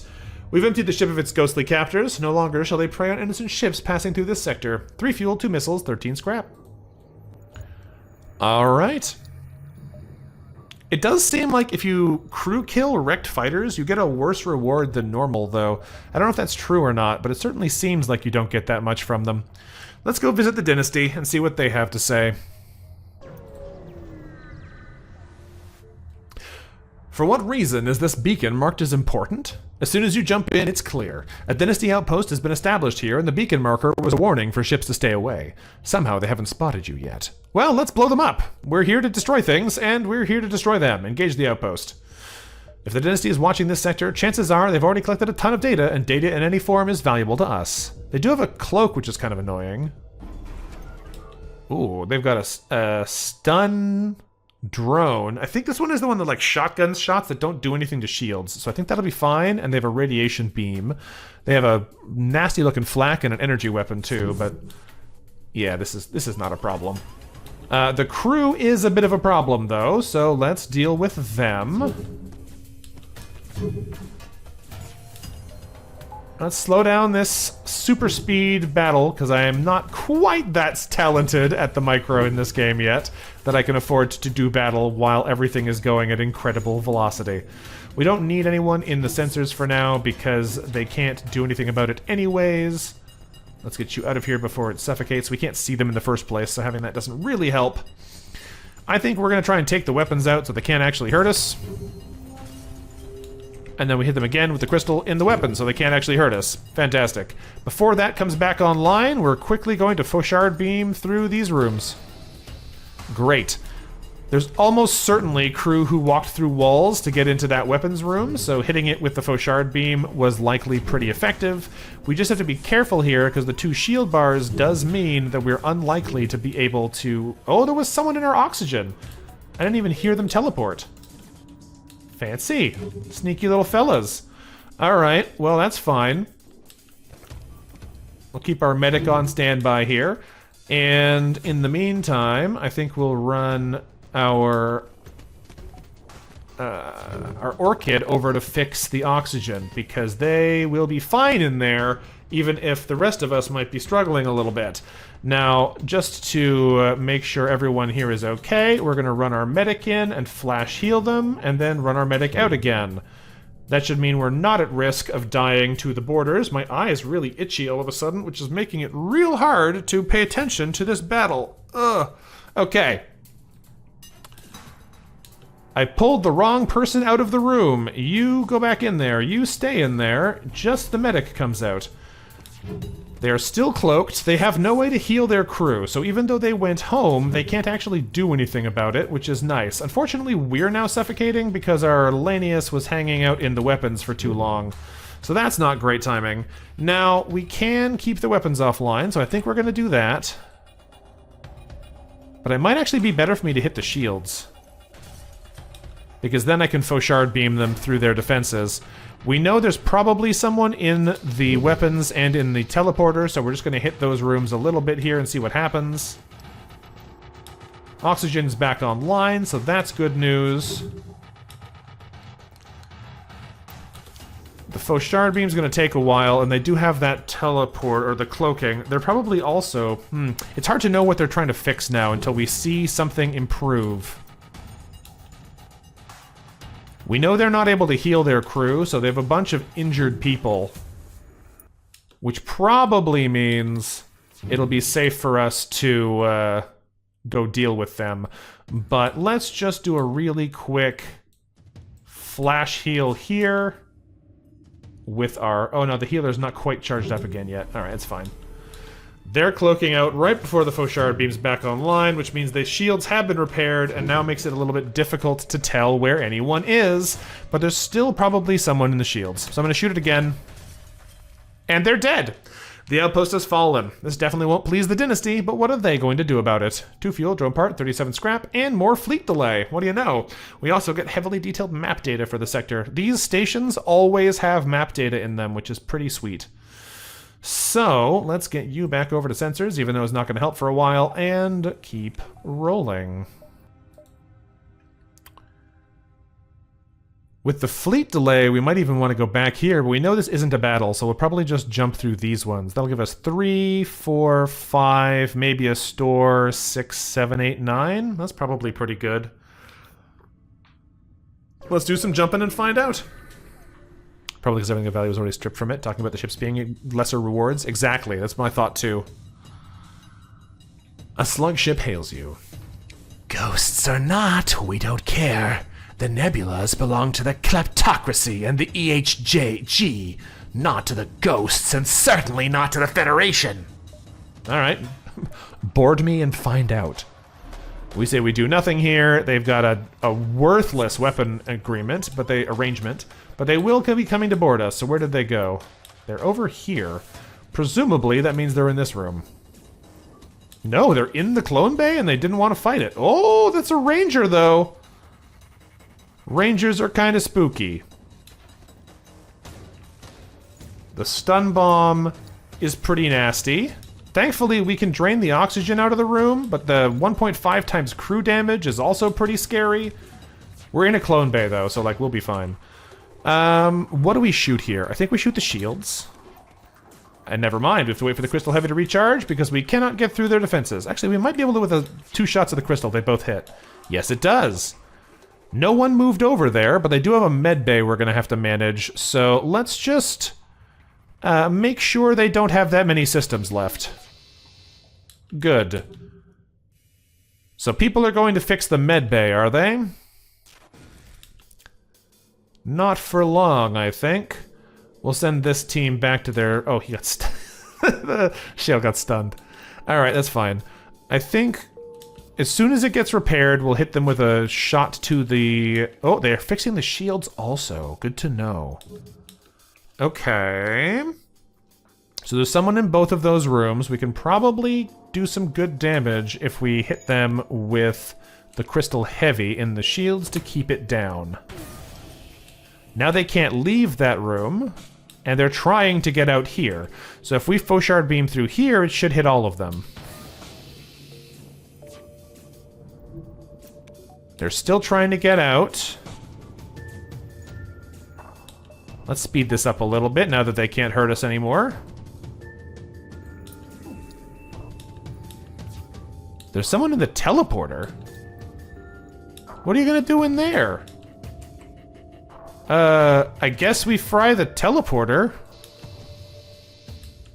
I don't know why they're hiding in there. Maybe they suffocated? They might have suffocated. Alright, there's a person in here now. So let's go ahead and break the oxygen, so that even if we don't hit them directly, we're gonna speed up the rate at which this ship goes down. They're still repairing the shield, so another quick shot through here should do the trick. I can't wait till we get out of this nebula. The guild probably won't appreciate you killing off their members, but what are they gonna do about it? You scrap the ship, getting 3 fuel, 1 drone part, and 33 scrap. In order to make this a bit more manageable, we should have the money now to invest in a good upgrade. I'll probably need to upgrade the sensors a little bit before we can do it. Hold on.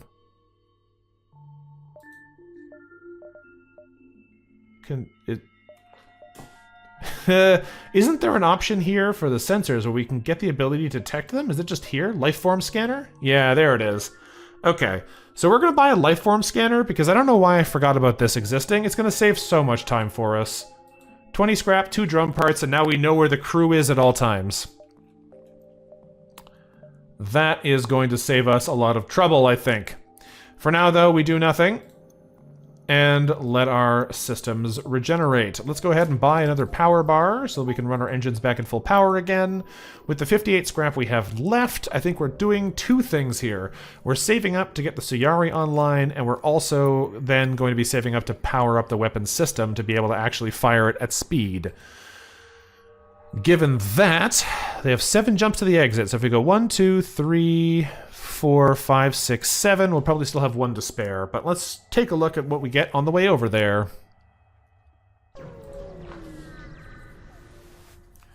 It looks like a rebel auto ship was exploring this sector but got lost in the nebulas.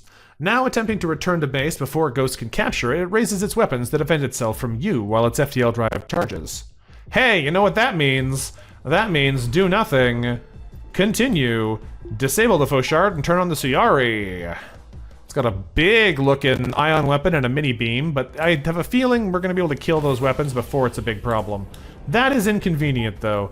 They did just hit us with a boarding drone. We should be able to handle it, especially because the lack of oxygen does not matter when we have an orchid in the room, but still somewhat inconvenient. Since they are trying to run, we're going to hit them in the helm directly with the Crystal Heavy. Thank you. That'll stop them from getting out of here anytime soon. The Suyari is just going to need to start firing at things because it's probably not going to be able to hit for a while. But actually, if we crystal the shields first, we might be able to start doing damage now. Ooh, very nice. All right. Suyari, you're going to go ahead and hit these rooms, please. If we can bring that drone offline... No, we hit the other one. Alright, that's fine. In that case, you're going to get out of the room here, and we're going to send the anti-border crew to make sure they don't do any free hull damage to us, and you're just going to chill there, Chalk. Crystal Heavy can take out their engines or their cloaking. I think we're going to go cloaking for now. Never mind! That was a little too slow. Alright, we should be able to handle this no problem, though. They did miss us with the ion, which is unfortunate for them. And the Suyari is ready. It still does 1 damage, because you have to fire it twice before it actually gets a good buff. So now it should be at 2 damage. Unclear. It just says the base hull damage when we actually look at the weapon. But it shouldn't matter, because this shot should kill them, since they can't dodge. Drone's destroyed, and we can fix the hull breach. The best part about killing auto ships is there's no guilt involved. We lean back in the chair and give orders to scrap it. 2 missiles, 1 drone part, and 25 scrap metal. Alright, team, good work. Now, there's the auto heal, perfect. And let's move our team back to where they're supposed to be. Okay, next battle, let's do it. We're cruising through here pretty well so far. Let's see what happens as we get into the latter half of this sector. The Vagabond Ghosts are typically aggressive. A life of anarchy after having abandoned your war-driven native faction does something to a person. Nevertheless, they're a target for us to destroy, which seems a little rude, but whatever. Do nothing. Turn the Fauchard back on. They are definitely easier to kill when we know where they are. Let's crystal heavy them in the shields first. Oh, look at that. They're so nice. They come group up so we can kill them simultaneously. Fauchard beam through all 3 of them. One of them dies instantly because of the damage from the crystal heavy hitting them. These guys are actually really easy to kill because they have so little health. Very good crew killing target for us. And they're dead. Now empty of crew, we make sure to thoroughly scrap the ruins so that no more ghosts can ever inhabit this ship. 4 fuel, drone part, 12 scrap. Yeah, we'll take it. Let's keep rolling. We have a dynasty store over here. I don't know if they'll let us shop there, but we could potentially buy a little bit of healing and see if they have another ion weapon for later. We do kind of need to visit some stores before we run out of time. For now, though, let's jump to the battle and see what we do from there. There's still plenty of space to explore. Our ship receives a hail, but we aren't sure from where. You accept, and painfully loud static floods the speakers, insulting your bloodline and calling you a filthy long-born breather. A ghost ship appears, weapons ready. At least these guys have taste. They killed the rebels for it. Unfortunately, they're all spread out and they have a medbay though, so that is going to make things a little bit more annoying. Their weapons are probably not going to matter, but we'll crystal heavy them once there just to make sure they can't really use them, and start keeping the weapons locked down so we're less likely to run into trouble later. Or the shield, medbay is the word I was looking for, locked down. Unfortunately, though, since they're all spread out like this, we definitely aren't going to be able to hit them with everything at once. One guy's cooked, but the other 2 are going to be full health for now, and they're still spread out really far. That's not very good. Let's speed up here because they're completely harmless right now, just waiting to be fried with our deadly space laser. One more shot will kill this one, but this guy's still on full health. Fauchard says hello and goodbye. We're gonna Fauchard and hit this guy with the crystal heavy so we don't have to do a whole another cycle after we shoot him, but we're still gonna shoot him. And the crystal heavy should kill him. And he's dead! It dawns on us that twice now the entire crew of this ship has been exterminated. The shot chills you as you scrap it, getting 4 fuel, drone part, 15 scrap. Right, it does seem like these wrecks pretty consistently have a lot of fuel in them, which is interesting too. That said, we still have 5 jumps to the exit, so if we go 1, 2, 3, 4, 5, that should be fine. I am going to do 1 extra here in case we get a 6th jump out, because we're losing about 25% of a jump every time, which means we might get a whole extra one by the time we get there. And if we don't, we can just call it a little short and skip one of these 2 and still get to the exit on time. So let's go here first. You've become accustomed to not seeing many Federation ships around, so seeing one here comes as quite the shock. Even weirder, their weapons are powered and hull shows some minor damage. They might have just been in combat. They might have been taken over by ghosts. Are we fools? Did we forget what this whole sector's about? Let's hail them. The vessel's captain looks up, distracted. Huh? Oh, well, look who it is. I thought we were all alone in these clouds. Safe for the ghosts, that is. I was trying to clear out a camp of them not too far from here. Bastards are stranded. I can just keep taking trips back and forth as much as I like. But why? Well, why not? Easy scrap, and the nebula just a little less crowded. Makes the nebula just a little less crowded. Once the rebellion's out of the way, the Federation will probably move a bit further out. Might as well get started clearing out the riffraff. Well, that's pretty despicable. Let's attack the Federation. Why not? These guys, they're not the kind of Federation you want to support. What the hell are you doing? You mute the vessel and attack. Notoriety increased with the Federation. Yeah. I'm willing to accept that. Oh, they got a big gun on there, though. Who let them have a Vulcan? Not that it's going to help them for long, but, like, still, who let them have a Vulcan? Actually, it's kind of awkward. I can't really shoot them in the Vulcan that easily, not if I'm trying to kill the crew, which I am going to do. I guess I'll just have to hit them with another Crystal Heavy over there to make sure they don't bring it online. Don't destroy us! We're Federation! At least let us surrender! You know what? That's a decent argument. You are horrible murderers, but I did just kill one of your crew, and it might have convinced you to stop.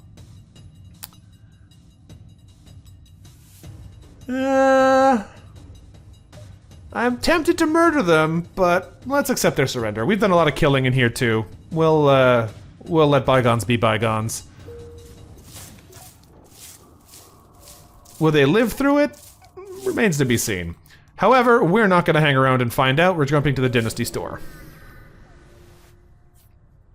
It seems the store beacon is broadcasting from within a nebula. We press on further inside the clouds. The demons are coming! Are thou prepared? Most probably not. Stock up, gather your arms, and seek shelter before the demons come. Better yet, wander down to old Yethrendi's Doomsday and Demon Preparation Center and purchase everything you need to keep yourself safe. Let's see what he's selling. Come on in, come on in. There be many items to see, and keep no shyness. Yethrendi has all the time. Well, not particularly, because Doomsday is coming, but you get what I'm saying. By a targeting jammer. Interesting. We can buy another Phantom, but we don't need that. So let's shop around inside the store and see what they got. We've already done our salvage missions, so there's nothing to do there. We shall do nothing. Ooh. Interesting. A Phantom, a Mare, and a Wraith. A Particle Accelerator, which is just system damage. The Neural Laser, which is a stunning heavy laser, and a Pierce Heavy. None of those really do what I want. The Quick Splitter TM. Patented ghost duplicating technology allows you to quickly and rapidly inflate ghosts of any type, then force them to divide as if they were an alpha. It's painless. We promise. Ooh. Shield jammer here and an asphyxiator. I don't think we want any of these. The asphyxiator's not bad. It's a fun augment, but it takes a lot of power and we're not really super synergistic with it.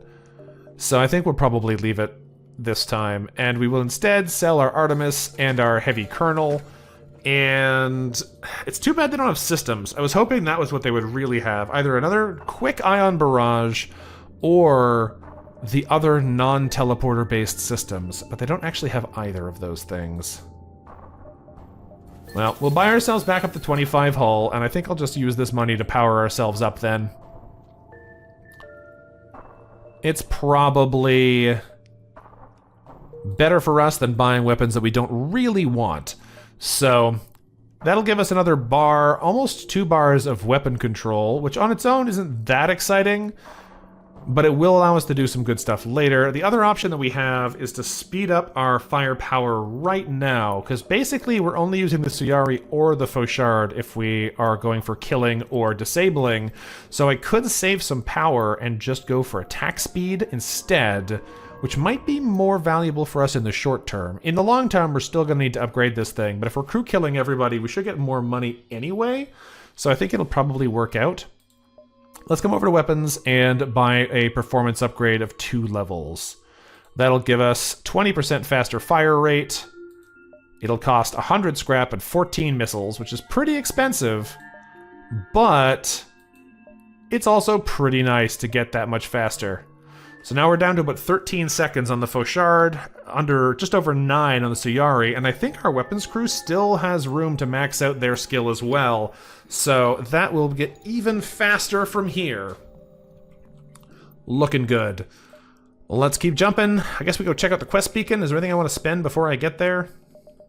Yeah, I guess I'll buy our 5th level of engines. That's usually where I feel comfortable leaving it. Don't quite have the power to run it, but we do if we swap to the Suyari, so that'll be fine for now. Let's check out the quest beacon. A fairly large separatist vessel is nearby, confirming that this is the correct location. Your approach seems to have alarmed the outlaws. Say, Bonbon, does that Federation vessel strike you as out of place? Your assumptions are correct. This Federation vessel has recently been in contact with the Harmony-owned vessels. Your suspicions of malcontent are justified. Do what we came here to do. We're here to kill Bonnie and Clyde. If you remember correctly, you were told by the NG not to kill these guys if you can. You have to wait for the NG to arrive or force them to surrender. Well, we could do that. We could do that.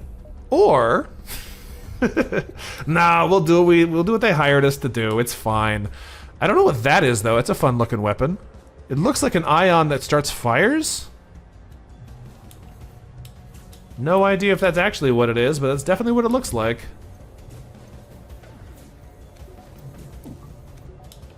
Probably won't be able to tell until we actually get our shields all the way down, and they can't do that with this weapon combination, so it doesn't really matter, but we'll find out. Alright, what do we want to hit them with here? We want to hit them with the heavy in the shields first. Fantastic. Then we're going to faux shard the weapons and the drone control. That should hopefully make them much less of a problem. You'll love to see it. They've cloaked out, but we are just waiting out an invisible timer here, so we're trying not to kill the crew. We're trying to attack rooms that are going to inconvenience them, but not destroy them. They are probably going to start trying to run soon, so hopefully we can get them off of their defensive systems. If we're not careful, we'll wind up killing one or the other of them, and I don't know if that really matters. It probably doesn't actually care if one of the crew is dead. It probably just cares if the ship gets crew killed or destroyed. But just to be sure, let's go ahead and hit them in the cloaking here for fun. No, don't. Right when they walk into the room. Great. The NG did come down here, though, which is what we wanted. Now they will not be able to flee, and that means we can also... Oh, there's a robot or something running around there. We can faux shard them in the helm, which will also stop them from being able to run. They will fire another drone at us if we don't keep this system down, which is a little inconvenient. Crystal heavy them into shields again. Great. Hopefully they don't make us wait too long before they decide to come and do something about it. Let's go ahead and faux shard their weapons and their drones just to keep them offline. You two can come back over here. I think Cole just stunned everybody while he tried to run past. That's rude, friend. You don't need to knock us out. We're on your team. Let's go ahead and crystal heavy the shields again. I honestly can't tell if what we are trying to do here is wait them out. Is it invisible timer, or is it that we need to do enough damage to force a surrender? I cannot tell. Their whole ship systems are down, so hopefully they decide to surrender soon. They can't do anything to us, and they haven't been able to do anything to us for a while. There it is. Though my husband informs me that this will be our downfall, I do not wish to die. Please let us live. We will turn ourselves in. Allow them to live. The outlaws surrender and you lock them up in your cargo bay, suspicious that the Wraith might try to escape, and wait for the NG to arrive. At last they do and are very pleased. The Federation vessel has proven instrumental. Delaying outlaws raised chances of success by 75%. It is likely the Harmony will be requesting your aid again. 2 fuel, 3 missiles, 13 scrap, and a recon drone. Well, not an exciting reward, but we'll take it, and the Harmony likes us, so that's fine. Alrighty then. In that case, we don't have enough money to do anything else interesting, so I think we're just going to keep jumping. We'll start here, and we'll see if we actually have enough time to get an extra beacon before the exit or not. It's going to be real close, I think. You're hailed by the rock ship at this beacon as soon as you jump in. Their crew are curled up on the ground, rocking back and forth. The captain shakes the camera violently, yelling at you, "Ghosts! Ghosts! Are you a ghost?" Yeah. Show them our ghost crew. The Rockman lets out a scream so high-pitched you didn't think it was even possible for vocal cords to make. Suddenly, he falls over, twitches, and literally dies. Your ghost must have given him a heart attack, if Rockmen even have hearts. With the rest of their crew too insane to do anything, you scrap the exterior of their ship. 1 fuel, 1 drone part, and 20 scrap. Oh, that's a new one. We haven't seen them heart attack themselves to death. That's fun. Let's go ahead and buy 1 more power bar so we can actually turn the engines up all the way. And it looks like we'll probably be able to jump there safely. I'll take the risk. If we have to fight another elite to leave, then like, so be it. We've done it every sector so far. It'll be fine. Lanius aren't common sights in nebula sectors, but they're drawn to the ghosts. Natural enemies, the Lanius prey on ghosts to absorb their ships. The Lanius here don't care that you're not ghost and attack regardless. Alright, that's fine. Come fight me. They're gonna... Oh, that's annoying. They have mind control right when they board us, when I was gonna go try and deal with them with my boarding team. That's fine.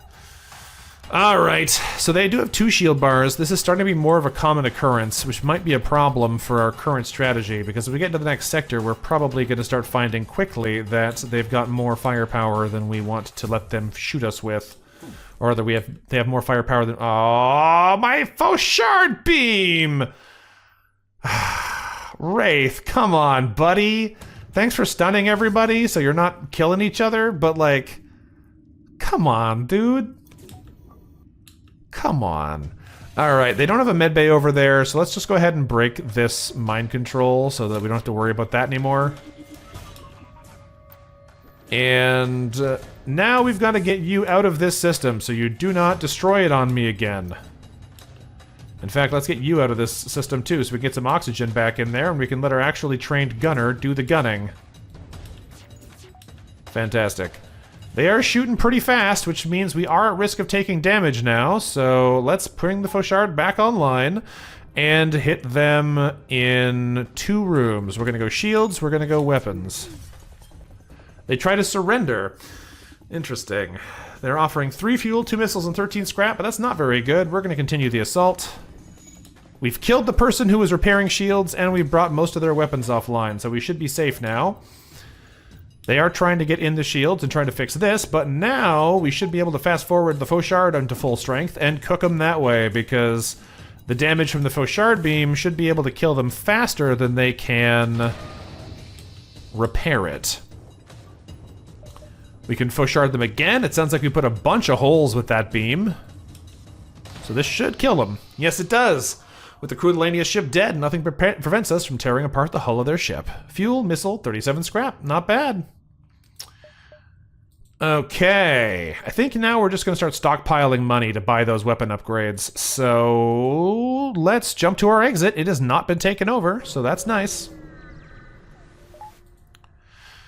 We have the option to do something on board the ship, but more importantly, we have the option to explore. So let's go see if we can find an event.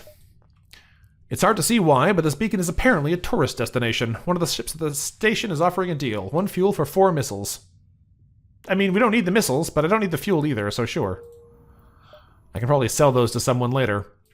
For now, though, we're jumping out of here. Guild territory or the automated district? Well, Guild territory apparently has a ship on lock, so I guess we're going to the nebula zones. I was kind of hoping we could go down here where we could see who we're fighting, but no, Guild territory it is. Let's go check it out.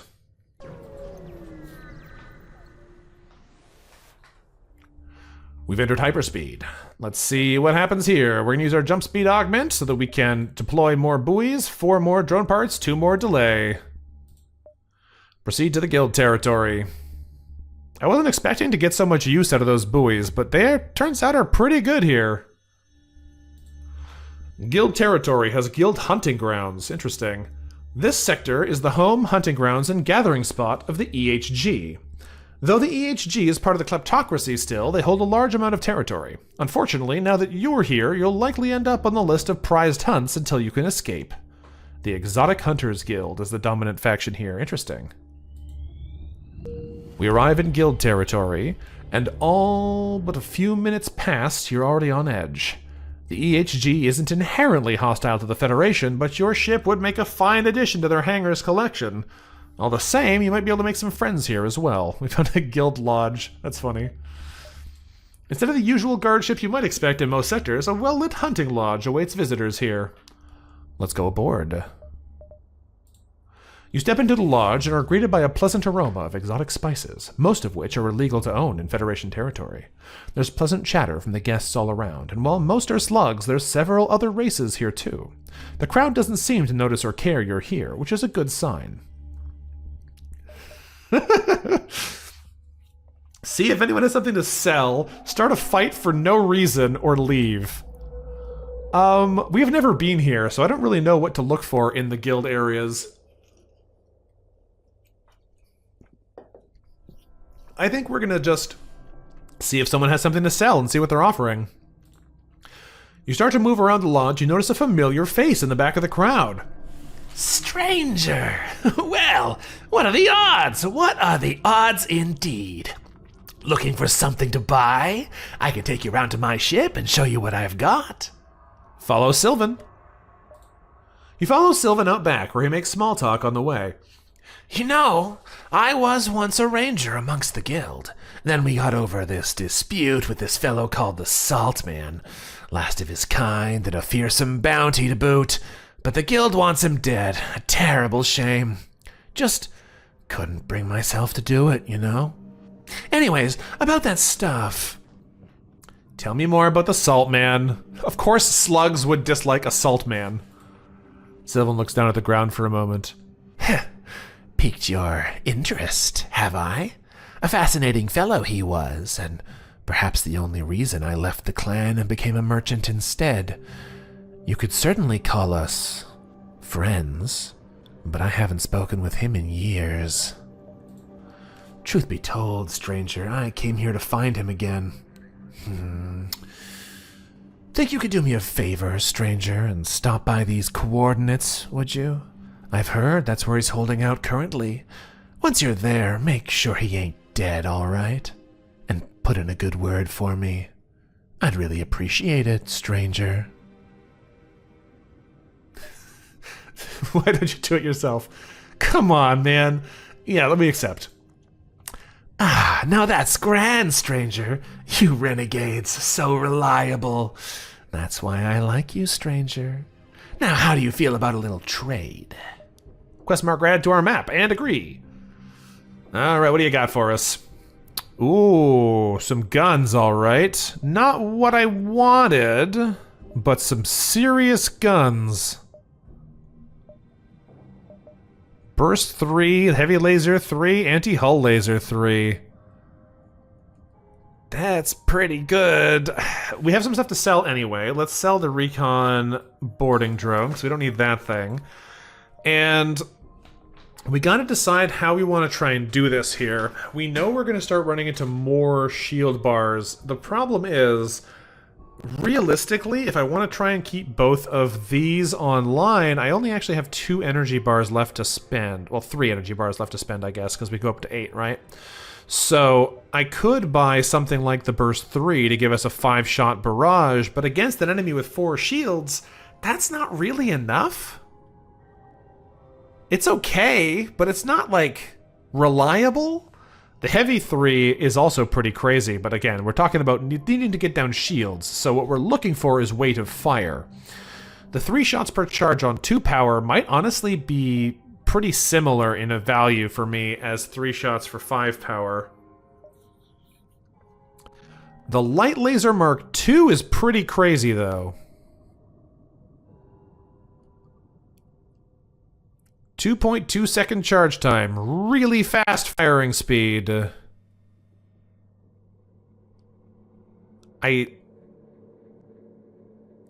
don't know if that's enough on its own, but it has potential. The fact that it only takes 2 power means we could use it with something else.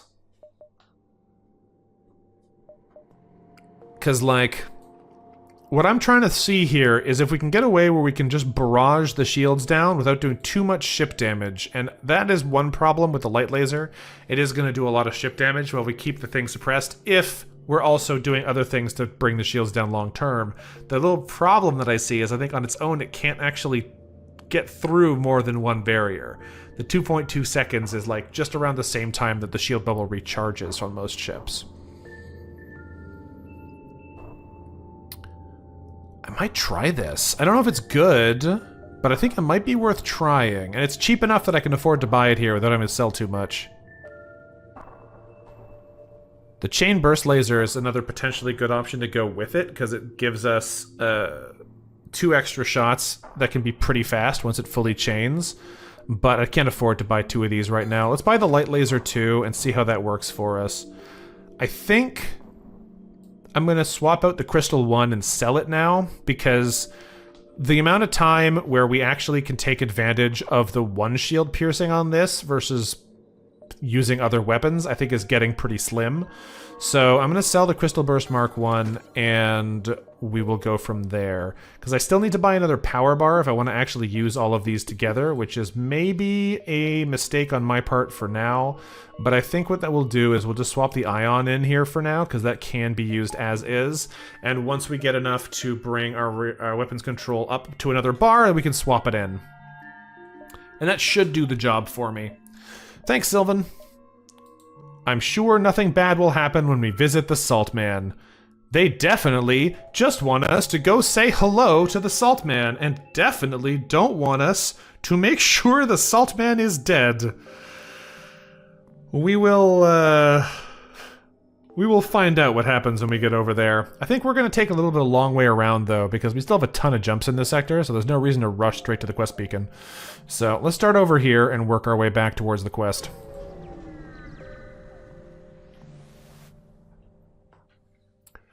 A shell mechanic resides here. They contact you the moment you arrive. Are you here to oppose the guild, or are you here to support them?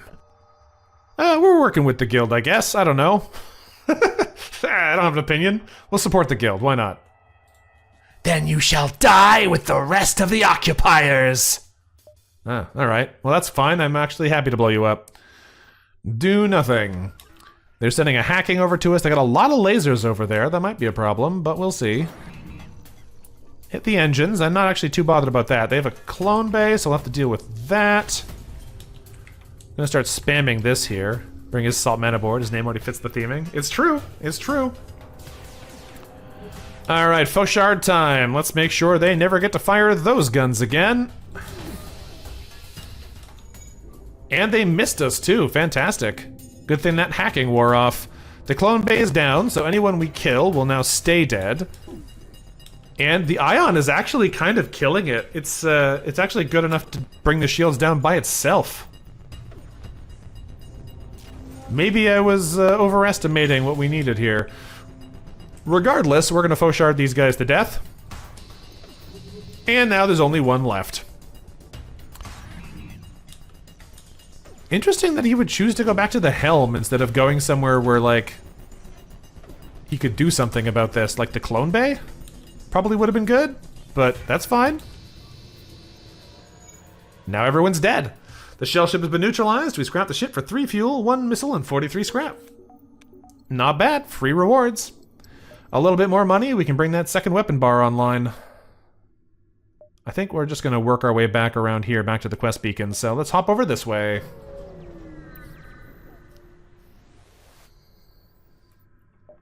This beacon hosts a clan transport. It's safe to bet the ship is most likely carrying some special tech. If you can kill its crew, their cargo will be yours. Little do they know that's our specialty. Demand the surrender of their goods. Alright, let's do nothing. They're going to try and run away, but that's not going to be a problem for us, I don't think. They are going to be trying to board us, and they do have a ranger on there, so that might be a problem. Too late to see the run start, always on time to see VOV killing enemy crew? Listen, that's just how it goes sometimes. They have the audacity to come in here, we're going to blow them up. They do bring a lot of firepower with that ranger, though, and the clansman as well is kind of scary. The biobomb potential to kill people is quite high, so we'll have to be a little bit wary of that. Let's fire one shot through here at the shields, and then we can Fauchard them. Oh no, because of the way that the damage works, the Fauchard combo isn't quite as easy to do now because the ion needs to go down 2 bars. That's a good point. I probably should have shot the helm instead then to stop them from running. I didn't really think about that. Let's go ahead and fire through a couple core systems here. That'll stop them from fleeing and reduce their ability to heal themselves quickly. Thankfully, our ghost actually did a pretty effective job stunning them there, so that's fun to see. Now, the crystal heavy here at the weapons might be good. They do have the funny snowman gun, so we'll see what happens there. Oh, Miggle, converting from a Prime sub to a Tier 1 sub. Thank you very much for the support. That's a cool message. I don't think I've ever seen that one before. So, hey, thank you very much. Keeping an eye on what's happening here. They've only got 3 crew on board their actual ship, And that means we have a very good Fauchard beam line here, but I think we do need to crystal heavy them in the helm before they get the chance to go heal. And we probably are going to want to try and avoid using actual guns against them again for a bit. We've got to be careful of these guys, though. They have the potential to drop the bio bombs when their health gets low. He just died, actually. Never mind. He decided he didn't need to be healed. Death was fine for him. Surprisingly, they're trying to fix the teleporter of all things? I mean, I don't mind, but like, really? That's your priority? That's 2 dead slugs is what it is. And that's another dead slug. We're looking good over here. All right. Let's send our team back to their stations. That's not your station. Your station's over here. And your station is there. We have 1 slug left, so we can probably just crystal heavy him to death. That'll lock him in the room and prevent him from doing anything else funky. And the Fauchard beam can kill him off. We just got a loot acquired EHG transport? The crew is dead, leaving you with the ship. The cargo is yours for the taking. Aboard is the special tech we expected, which we bring back to our ship. 3 fuel, missile, drone part, 31 scrap, and a radiation laser, and nothing else. Okay, the irradiation laser is not that special. We've seen it in other places, but this one has, extra functionality. That's why. A special loot weapon. Takes 1 power, 5 seconds to charge, 1 shot, 60 crew damage, and a shield piercing. It does 1 system damage. Has higher breach chance. Interesting. It's still not like a super strong weapon, but it does help us even faster kill all the crew. And the Crystal Heavy is kind of falling out of style with me pretty fast here, because now if they have more than 2 bars of shields, it kind of just doesn't do anything. We're relying on the ion to keep them down. The rad laser here could be a fun combo with the light laser too, because it also only takes 1 power and it's pretty fast firing. I don't know, I'm thinking maybe we got something here. The rad laser having piercing doesn't matter so much, but the breach chance on it, the crew damage, the fast fire rate, this might be good. This might be good stuff. And I can actually afford to upgrade our weapons all the way now. So in theory, we can try both of these, because this laser seems sick. This one gives us some real shield suppression, and I think that might do the job. We'll find out, I guess. It might not be quite as much as I'm hoping, but I think there's some real potential here for this thing to do some work. So we'll give it a try, and if it winds up being a bit more of a struggle, we'll deal with that, but I think it'll probably be fun. So, we'll see. Gotta drink some water, though. Should have called this ship a Half-Life with all the radiation we've got? Yeah, no kidding.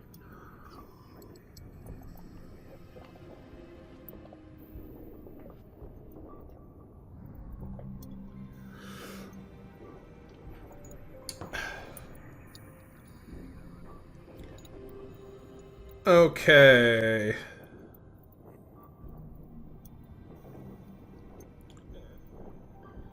So, do we want to go straight to the Salt Man? I think probably we do. I'm tempted to go 1 more beacon before we go there, because this one's still easy in range. It's a definite battle. This is an asteroid field location? That's probably fine. I assume that when we go there, there's going to be an opportunity here to either rescue the Salt Man or battle them, because they're probably not going to be just sitting around being fine. We're definitely being sent to do some dirty work here for Sylvan. So let's go here first, and then we'll go check out the Salt Man.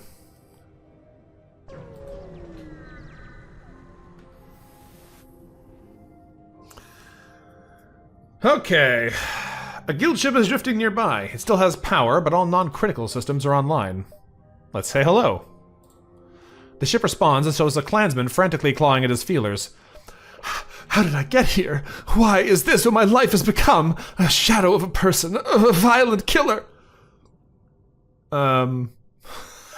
I don't know which one of these is the right answer here. Let's put the man out of his misery. He's having a bad day. We arm weapons and attack the clansmen. Looks as though they aren't even trying to fight back. Well, it sure looks like they're trying to fight back. That's 3 ranger boarders. That sucks. Okay, we are faster at shooting them now than they are faster at shooting us. So that's pretty cool. Oh, maybe they're not trying to board us. They're just standing in the teleporter. Okay, that's a lot less scary. Let's just give them a quick rad laser here to feel it out. Yeah, they're gonna regret that one. It does so much crew damage. I forgot that since it's not like the beam, it just hits everyone it touches. Oh, that's brutal. Okay, let's kill another guy. Bye. Oh, he missed. Well, that's fine. It comes back up in 3 seconds. Bye. Bop, that guy's dead. We are a menace now. Hey, Mike, good to see you. This ship is not nice. All right, let's Fauchard beam. Can I get all of them with this? I probably can if I fire it from up here. And then we can rad laser someone to death too. Have one of these. Boop, and that guy's dead. And one more rad laser for you. And that guy's dead. Whoa, our firepower is now insanely fast. The poor miserable slug is dead. You feel bad, but that won't stop you from scrapping their ship. 2 fuel, 1 drone part, 16 scrap. Okay, I think this is a pretty good setup here. If we can get the Ciari online, we can kill anything we want to. We can keep their systems down, pick off the crew, destroy all of their important stuff. We're looking pretty good here. Alright, there's a store over there. Let's go check out the quest beacon. What is happening at the Salt Man? Mr. Geiger is ticking out of his mind right now. You know it. Through a clearing in the nebula, you find, of all things, a massive crystallized asteroid, but nothing of the Salt Man you're looking for. Still, this is where Sylvan said he must be. The Salt Man might not be here, but we can take advantage of this asteroid. Sure. You approach the asteroid, marveling at the sheer size of it. It's almost as large as your ship. That's when you come to a realization. It is a ship. It's the sodium cruiser. There you go. It remains motionless as you approach, and you suspect it might be empty. Well, let's test out our theory and send some crew aboard. It seems much like your previous asteroid theory, the empty ship theory is also untrue. A skeleton crew of various races rises to meet you. Crap. Looks like one of the guild's bounty hunters found us while the boss is out. Rally up, men. We'll put these mercs in their place. You can probably get out of this without killing them, but you doubt they'll be willing to talk until you rough up their hull a bit. So we actually don't want to crew kill them here, because we need to talk to them. So hopefully we can do enough damage here, and then they'll give us more information. So let's continue and just try and do that. Do nothing. Ooh, that's looking scary. What are those? I don't like the look of that. All right, let's start auto-firing the light laser at them. Where did the team go? They're over here. All right, let's get our defensive team in position to support. I forgot I walked off the doors so they can go wherever they want. All right, that's fine. We can get our team in here pretty quick to give them some backup. The shell just exploded themselves. Okay, we're good. We're good.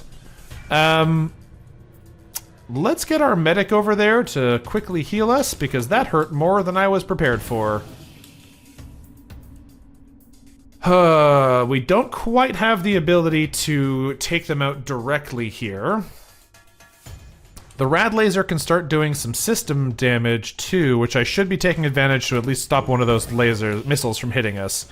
The Fauchard is going to be pretty valuable for this, but I think we're probably going to want to switch to the Ciari pretty fast because we're trying to do system damage. Why are they walking the whole way around the ship? Oh, that's not a door. Oh, That is a little bit trickier then. Okay. Part of the reason we're doing this is because I want to get our medic in there to heal them. So we're going to do that now. Pumice, pop a heal. Thank you. And, ooh, bunch of crystal retaliation damage. That hurts. That's fine, though. We can deal with it. Our team should be able to beat these guys pretty safely. We are going to rad laser them over here. It might have actually just been this rocket launcher. It might have been retaliation damage at all, come to think of it. Let's do some system damage here, though. There we go. That should stop them from being too dangerous. Got to be careful with the rad laser, because we're not supposed to kill all their crew. They've decided to go home, which is good news for us. You can get out of there, and the rest of you can stay. You're going to go back over to the... sensors doesn't actually matter right now, does it? You'll stay here then, and you'll heal the crew before they leave. No, it's going to take you a while to be able to do that. That's fine. You can come hang out in the shields with everybody. Why not? It's fun in there. They are trying to do a lot of repairs. I think we do need to switch over to the Suyari so we can start killing them. And I'm going to leave you here so we can get another heal before I forget. The sodium cruiser, spray some water on it, right? They do have sodium plating, I didn't notice that. The unique armor on this enemy makes it resilient to ion damage. Additionally, has a very minor chance of restoring system damage. Alright, that's funny. I'm down for the sodium cruiser.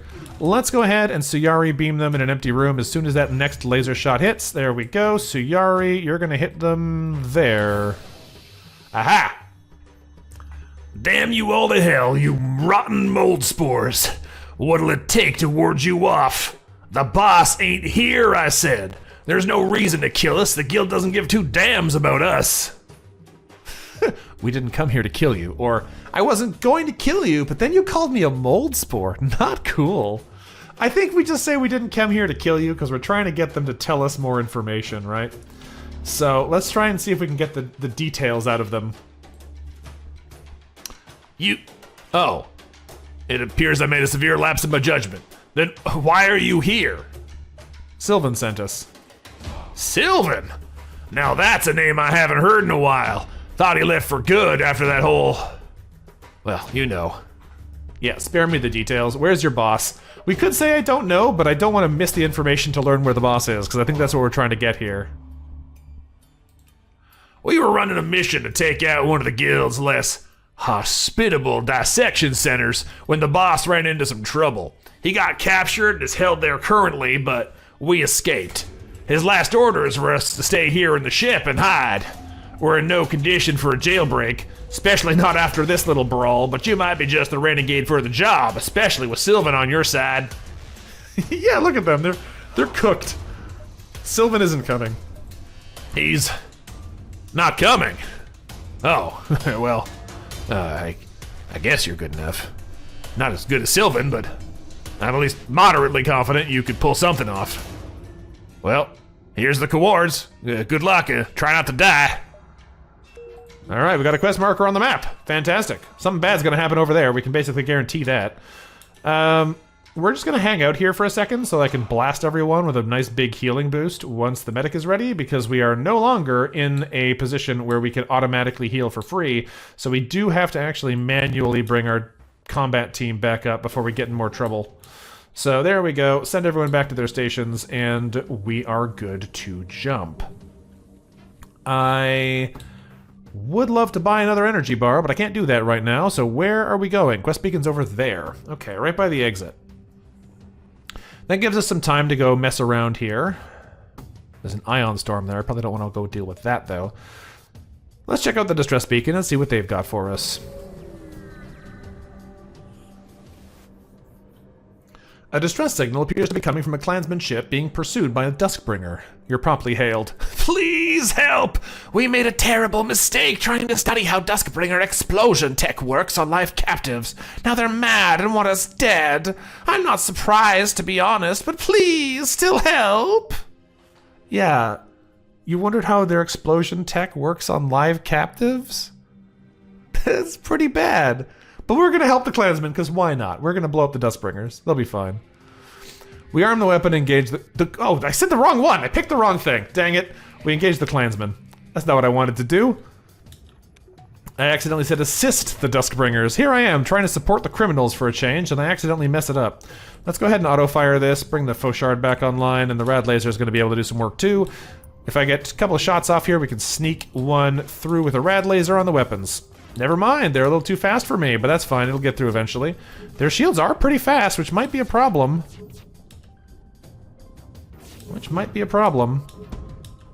Oof, they hit us with something, yeah. Alright, Fauchard Beam. Yeah, that's probably good enough.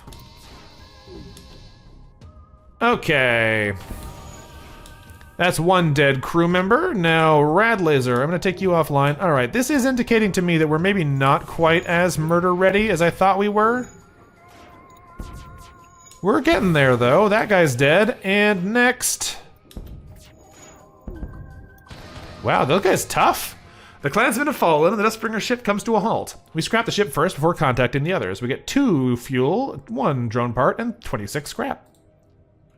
The Dustbringer ship turns out to have only a single crew member left. I can't imagine why you helped me, but you've avenged my fallen brothers. I have failed as a captain. It is only just I serve you to repay my debt, even if I am not happy about it. Okay, welcome aboard. I think we are still going to take them. The reduced max health is a little concerning, because they only have 65. Hey, Hemlock. But I might drop Cole here to take Dre, because they are another free power bar. And that's probably pretty useful. We actually have a clone bay, so if we need to blow ourselves up too, we can do that. And that might be fun. We've never had an opportunity to really experiment with the explosion tech, and we have an actual reasonable chance to use it here. So, Cole, you are unfortunately done on board our ship. Goodbye. Chalk is also a little bit of a dubious team member, but we're going to drop Cole for now. The thing we do have to do, though, is rename Dre Kozar, because they are not keeping that name on this ship. Realistically, is there a rock that's inherently radioactive?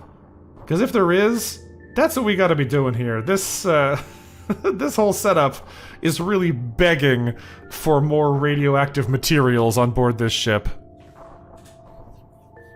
Exactly, Pizza. I have a feeling the thing... I know uranium is. I'm not talking about just the elements. I'm talking about, like, regular stones. I feel like, no, there's probably not a lot of options. Uranite, apparently? That's one I haven't heard of. But the fact is, it would probably be the stone that uranium is refined from, which would be reasonable. I think I am just going to go for the obvious one, though, and we'll just call them uranium. It's good enough. The uranite is probably more useful, but I feel like, at this point, with the amount of radiation on our ship, some uranium just snuck in here. We didn't notice until it was already too late to do much about it. Alright, 65 scrap in reserve. I think we're going to hold it for a bit longer here. We have more stores everywhere. I kind of don't want to go to stores right now. We don't have the money for it yet. However, we still have 9 jumps to the exit, so if we go like 1, 2, 3, 4, 5, 6, 7, that's still not enough. 1, 2, 3, 4, 5, 6, 7, 8, 9? That'd do it. It's a little awkward, but we'll wiggle our way around there and see what else we can get. I assume this is the special mission here, but yeah, exactly, Miggle. I don't really know much about the stones either. Let's jump over this way and kind of work our way around to get the most value out of our jumps. There is still plenty of ground to cover. The clearing isn't the only point of interest at this beacon. On the surface of a nearby planet, you find a shooting gallery that appears to have attracted unusually large gathering of foreign vessels. Unfortunately, entry doesn't appear to be free, and you'll have to cough up some scrap to get inside. Well, let's find out what this is. I've never seen this before. Pay for entry, 15 scrap. You hand over the entry fee and are soon ushered inside. Upon arriving in the main shooting gallery, a clerk offers you a complimentary gift of high-quality FTL fuel. You suspect this strange present is part of what enticed so many ships here, as few people seem to be engaged with the various intended attractions. The shooting gallery itself is divided into several themed stages, with the orchid and crystal tours catching your eye. Strangely, it seems the first attempt at each one is free, with subsequent attempts requiring a fee. The orchid-themed Guardians of Retlak-Et stage, the crystal-themed Icathine's Wonders stage, or talk to the other board people here. Let's play laser tag. Try out the crystal-themed stage. This particular attraction features crystalline sculptures based on no known creature. Upon looking at the associated small text, you find that the crystalline creatures are supposed to be the monstrous denizens of the seemingly mythical crypt of the former crystalline emperor Icathine. Seems a waste to expend such beautiful sculpting techniques on throwaway non-existent cryptids at a tourist trap, but slugs are known to be quite excessive about such things. Let's try it out. Despite your best efforts, you manage to hit almost none of the targets. In order to have another shot, you'll have to pay up 40 scrap. That's more like it. That's more like it. The slug shooting gallery was gonna be a rigged carny game. There's no way that this was going to be something you could actually do good on. No worries, have a good evening, Mephibosheth. So, is there any reason we think it's actually going to be good to try this again? I gotta sneeze. Hold on a second.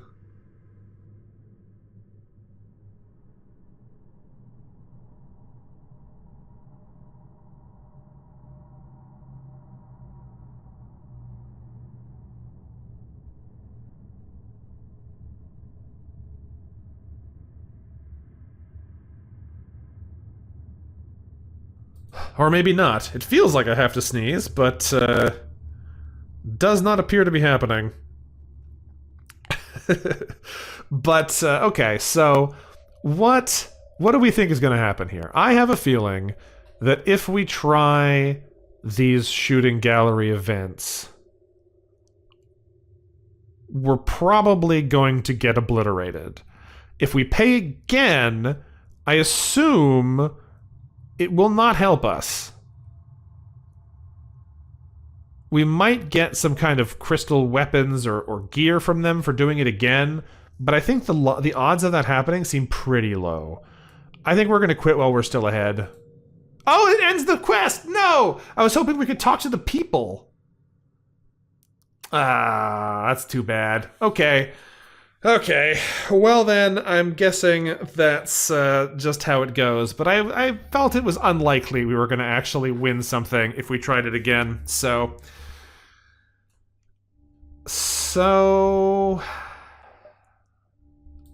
it goes. Let's keep rolling.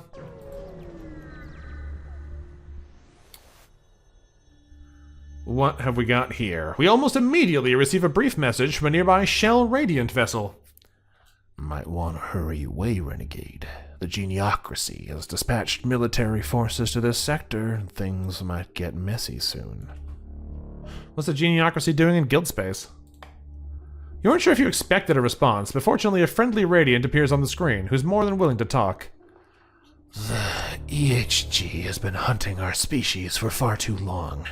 We didn't want to risk an all-out war with the kleptocracy, but it's time we finally take a stand.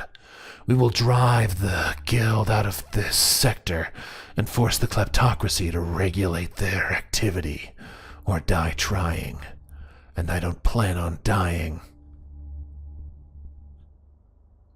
Do we want to help the Radiants, or do we want to help the guild?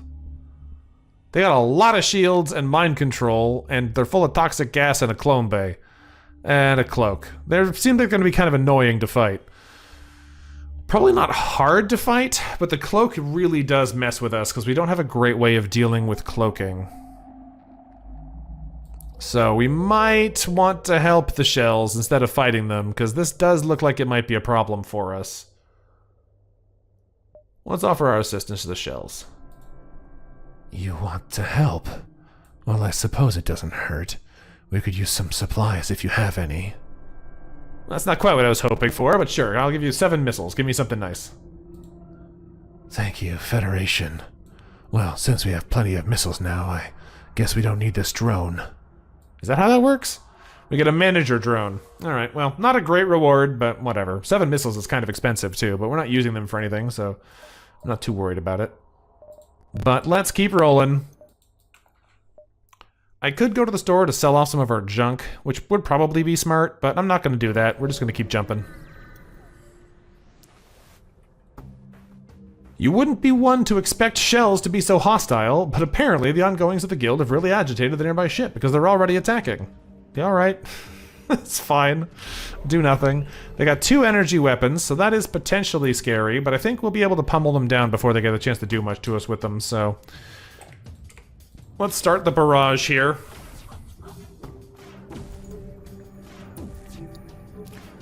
Oh yeah, manager drones are incredible. They're just basically free crew with max stats. So, those seem like they'd be great, but we don't have a drone bay to actually run them. I'm a little worried about our inability to hit them here, so now we're gonna Fauchard beam them and hopefully take their systems offline.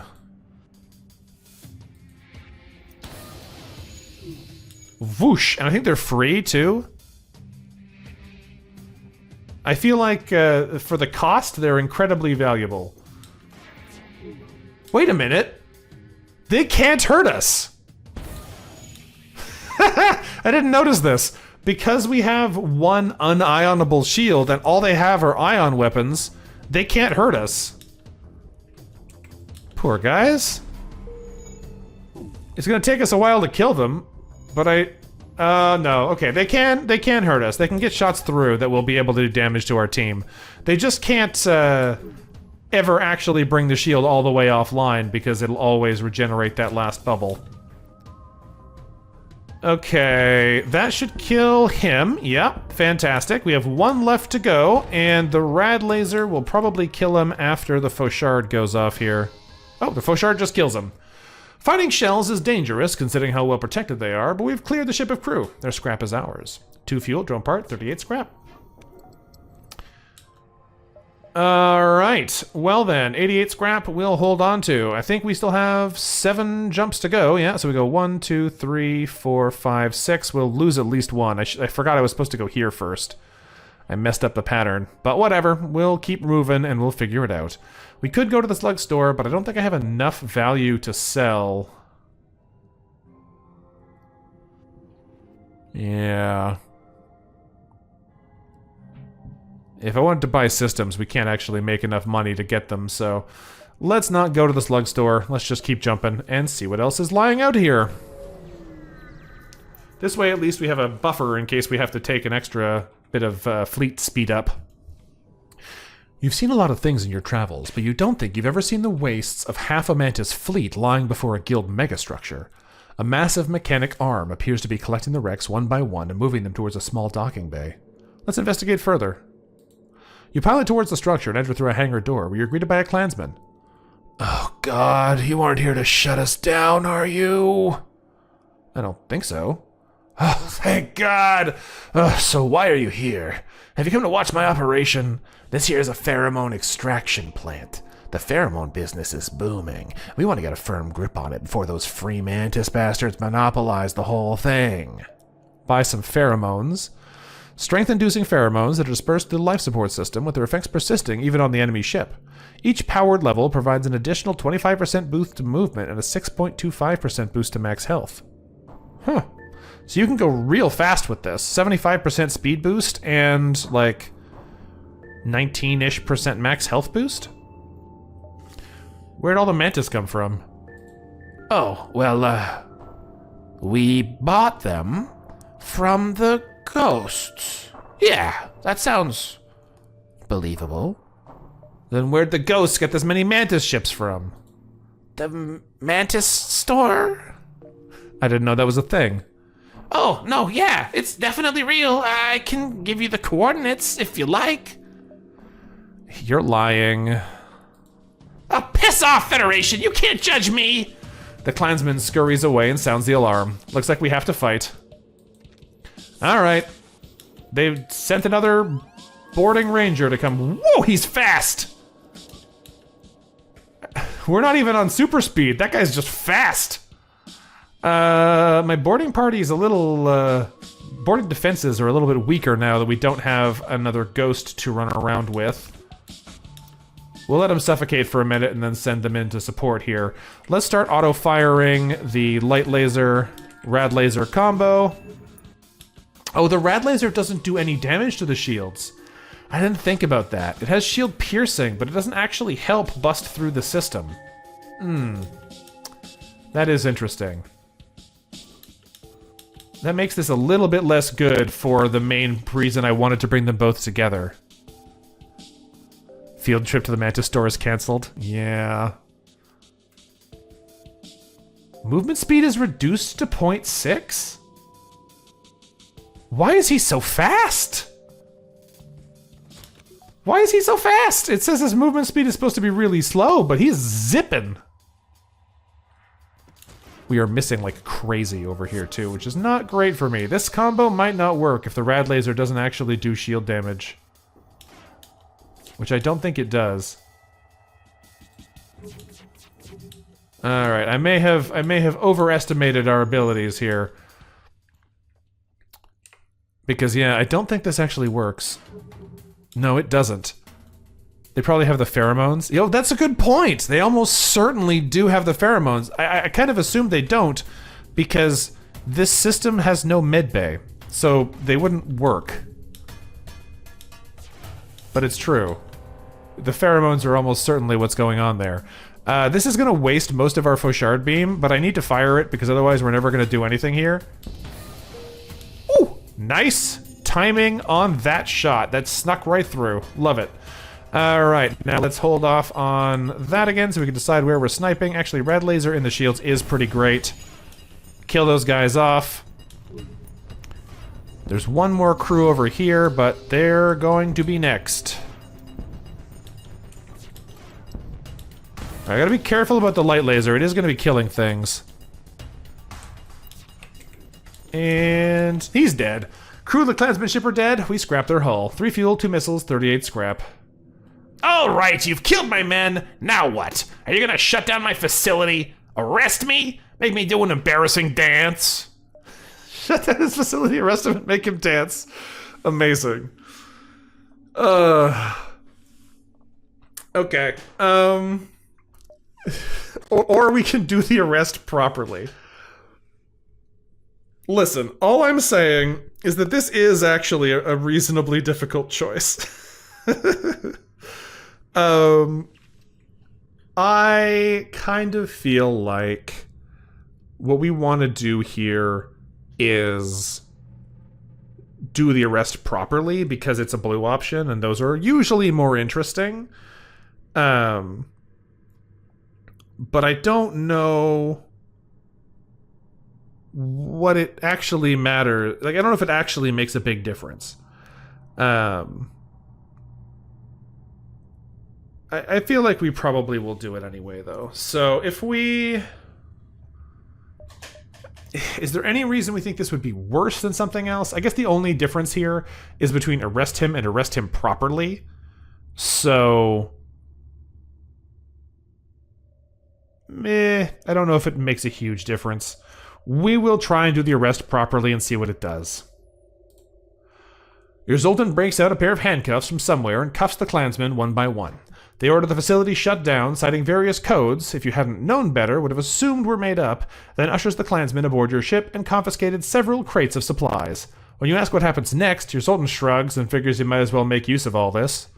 1 missile, 1 drone part, 41 scrap, and Marcus. Marcus is just a regular slug? No, they're slug Klansmen specifically, so they have the biobomb ability. I actually don't think I want Marcus. Dangerous slug hunters dedicated to their murderous hobby. They would be potentially good against boarders because you could run them in, flash the biobomb, and then run everybody else in again.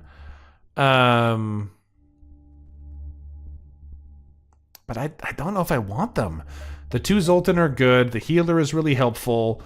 The Floral's very questionable. They could be a good swap. Shale is also okay, but I like having an anaerobic crew. The 2 rockmen are running our systems, so we can't swap them. Obsidian's running systems. So it's really just if we want to swap chalk or shale, and I don't think we need them. The mind control immunity doesn't share to anybody else. So it doesn't really matter. I think I'm probably just going to dump the slug. But I'm not using the floral for anything. And slug options in the slug sector could be helpful. So I'm actually going to drop the floral instead. Sorry, Chalk. I think this is going to make more sense. I changed my mind at the last second, and unfortunately you got the bad end of it. Alright. So, what do we name you? We've got... There's not a lot of good slug-based minerals, and I do think it would be funny to call him Salt, except I think we're about to get Salt. And that's where Shale's going to leave. So I'm going to go ahead and call you Basalt. And that won't last for long, I suspect, but it'll be fine. You can go hang out in the doors. Alright. And we will keep running around. Torbernite? I don't know much about Torbernite. My rock knowledge has some range, but there's plenty of minerals that I do not know what they are. 167 scrap to spend. I might save that so that we can buy those weapon bars later. We could just invest now, but we've got a little bit of time to jump our way back there. There might be, well, unlikely we'll find a shop, to be honest, but you know what? Fine. We'll put a power bar in the weapons, and that will give us a little bit more juice. I am a little worried about the rad laser, light laser combo now. I might have to swap the ion in instead of the rad laser. The irradiation laser is so good for killing crew, but the Fauchard is already doing that and destroying systems, and they're pretty similar in intent. And having an ion in there will really help us keep their systems down instead. So I think I have to swap these out, unfortunately. I'd love to keep the rad laser going, but I think this is going to work better for us overall. Dang, the irradiation laser was very fun. Okay, let's hop over here and then check out the distress beacon. It's another radioactive rock. Oh, yeah, okay. The nearby system holds a suzerain, muttering to himself as they fly through the nebula. They don't seem to care much about your presence here. Well, let's say hello. No bother me! Killed stealing all of kills! What happened to time when Hive most feared and claimed all prey? Space now clan territory, disgusting! Isn't this a nebula, though? But the Mantis and Slug allied. They're the coalition, that is? I feel you, man. Slugs suck. This guy's in a bad mood, don't bother him. I feel you, man. Slugs suck. Yes, we agree on this. Glad to see other rational thinking men in space, even if smelly fed. We slug hater must band together and fight off smelly slug. The suzerain is so pleased with you agreeing with him, he even offers to patch up some of your hull damage. Nice! 7 hull repaired, just for agreeing that our smelly slug is smelly. Didn't even want them on the ship, and here they are. Jeez. Alright, let's jump to the distress beacon and keep rolling. That's some nice free loot. We aren't sure from where, but you're receiving a hail from a guild ranger. Up for a bit of work. Some ghost stole my ship. I intend to get it back through any methods I can, and you look like a damn well efficient one. Yeah, alright. Good. Just please don't destroy it. The ghosts stole his ship. Alright, let's do nothing and get ready to blow up the ghosts on his ship. The ion light laser combo seems like it might actually be a little overkill on this ship, because they don't have much in the way of shields. But that's fine. They've boarded us with a single ghost, so our Lanius should be able to deal with them no problem. Where are you going? Okay, you're stopping in there. Nice. This is one of the fire dudes, so we gotta be a little bit cautious about that. Fauchard Beam is your job to destroy everything they have ever loved, starting with the medbay and this person. Voila! Alright. Now that their defenses are down... Oh, I don't have the... My immediate reaction was, oh, I should grab the radiation gun so I can kill these people faster. But no, that's not how it works anymore. That's fine. We're just going to keep the ion firing at the shield so they never get the chance to recover. Their weapons basically shouldn't matter against us here. We are taking some damage in this fight, but I think Shale will still be able to win. Well, maybe. Ah, they ran off. Okay, we're good. Thankfully, the medbay's still destroyed, and these two are dead. Oh no, just the one is dead. Okay, that's fine. This guy will be dead soon, but he's not dead yet. Apparently, he's stopping in here to deal with that system, though, so since there's nothing they can do about us anymore, we're just gonna super speed things so we can fauchard them faster. Even if they get the shields repaired, the system's still torched, so they're not gonna be able to do much about it. And let's make sure these guys die. Pop, and they're dead. Ooh! Huh. The ghosts of the clan cruiser have been cleared out, or so you thought. You receive a message from a phantom somewhere on the ship. A gentleman's agreement is of best interest to your arduous journey. Consider my companionship over fulfilling the favor of thine trigger-happy rascal, and their mighty heirloom shall be graced upon ye. So we can kill the guy and give the ship back to the ranger, which gets us a little bit of supplies, and a slug ranger, which is actually way cooler than a regular slug. I would much rather have a slug ranger than a slug, and they're actually sick at combat. So that's a real good offer for us. The alternative is take the Phantom's offer, where we get a rad pinpoint weapon. I would love a radiation weapon, but I don't think I can afford to bring that on at this point. We already have a lot of beams and stuff going on. I need other weapons that can bring shields down. So this is actually just a better choice for us. They're going to give us a slug ranger? Yeah. Yeah, that sounds great. We're taking them. You attempt to kill off the last ghost, but before you can, he pulls out a detonator switch and blows the ship to oblivion. Luckily, you aren't damaged, but the clansman's distraught. He doesn't blame you, but rather offers to work aboard your ship anyways, now that his is gone. 2 fuel, 2 missiles, 16 scrap, and Menon the Slug Ranger. I do love the Slug Ranger look. They're very funny. The cowboy hats and the, like, bandana thing they got going on there. Oh yeah, listen, Basalt probably had a bad feeling when I named him Basalt, and he had a correct reason to think that. Goodbye. Alright, we do need to rename this friend. Now,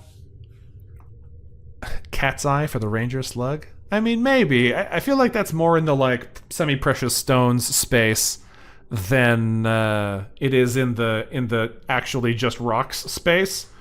So, I'm not sure what I want to call this one. I think I like... I don't know if we've used this one yet. He's going to be Granite. Basalt has sent us to work on the sodium ship for the rest of his days. Oh, Feldspar is a good one, too. I'm going to go with Granite for this one, though. And, it's because... Why are you guys glowing purple? I guess they hit you with a radiation ion. It's just going really fast. It's freaking me out a little bit. Alright. I think we need to keep our combat slug in the middle of the ship now because they're actually good at fighting. They're just a little slow.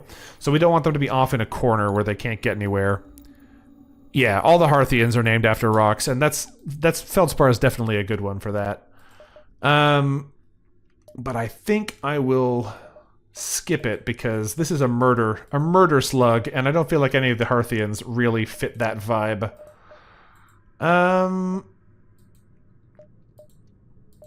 I think we're good to leave things basically as they are. We're going to want to buy that final weapon bar soon so we can bring the Ciari online for just the long scaling firepower, although we're going to want to be over here, I think. So it doesn't get turned off early by mistake. In the meantime, we have to work our way back to that quest beacon and see what's going to happen over there. Let's jump this way and find out what we get. Radiation ion will radiate the shield crew if it hits the shield bubbles. Yeah, but it's a beam though. It's a pinpoint beam, so that still doesn't do anything for us. Oh yeah, you're talking about what happened to us. Exactly. Yeah, no, I figured that out. As you explore the nearby system, you find a large gathering of foreign ships, mostly belonging to the guild. It looks friendly enough, so you land nearby and take a closer look and see what seems to be a rodeo. Should have let the last slug geode for how little screen time he had. That's some Final Fantasy deep cuts here. Let's ask about the rodeo. You're greeted by a ranger with an oversized hat who explains the basics. We've rounded up quite a handful of equinoids, and we're going to hold a grand space rodeo. You can enter one of your crew if you want for a small entrance fee of 25 scrap. Whatever participant lasts longest wins the prize. A weapon we definitely didn't steal. It's one big-ass beam, if that entices you. Well, how could I say no to that? Do I need another big-ass beam? No.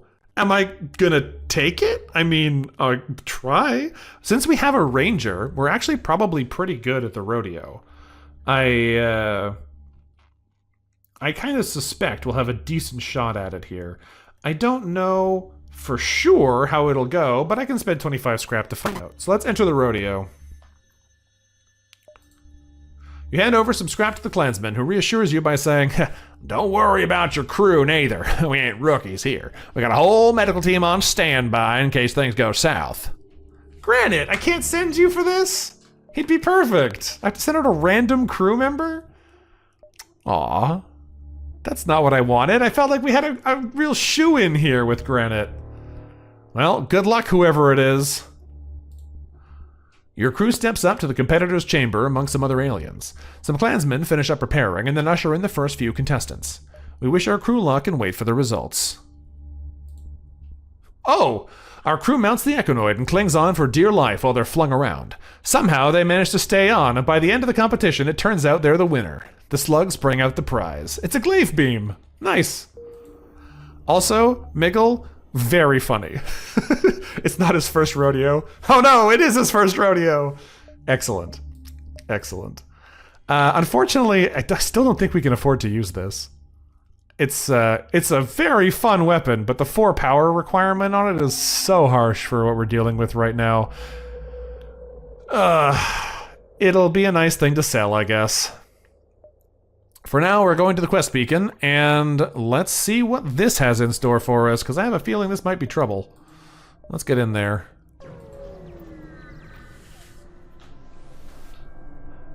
You find yourself in yet another clearing and see a massive bay.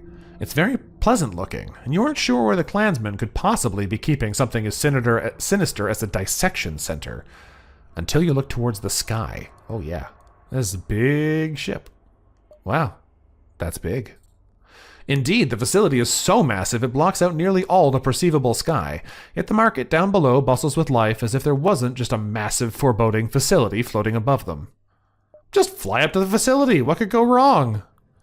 The massive beams are some of your favorite, but they're usually kind of trash compared to the standard low power requiring weapons. Yeah, I know. They're cool, and they are really fun, but the cost is so high. Same with the Fauchard. Like, it's good. It kills people real fast, but that 3 power cost is pretty harsh. We fly up to the facility. What could go wrong? Turns out, many things. As soon as you pass the barrier to the dissection center's hangar, a massive anti-ship cannon on the interior swivels to face your ship, and several clansmen start shouting at you. The hell you doing, you git? You got a license to be in here?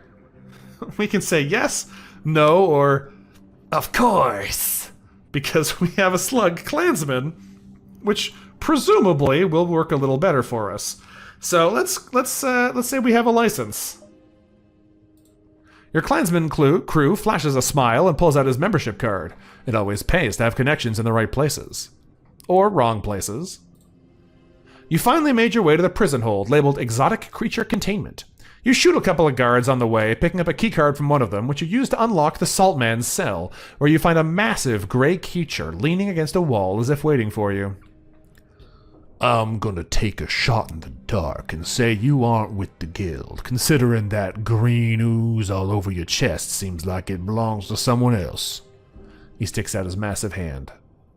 Name's Oben, though most just call me Saltman. Take the view in while you can. I'm not a sight you see often. You'd be right. Sylvan sent us to find you. Did I hear you correctly? Sylvan? As in the Sylvan? The traveling merchant? That's the one? The Salt Man seems to have an air of both excitement and reservation. Yeah, that one, the big spooky ship who says stranger a lot. My dearest is here. Oh, heavens. I'm hardly prepared for such a reunion. Wait, well, where is he?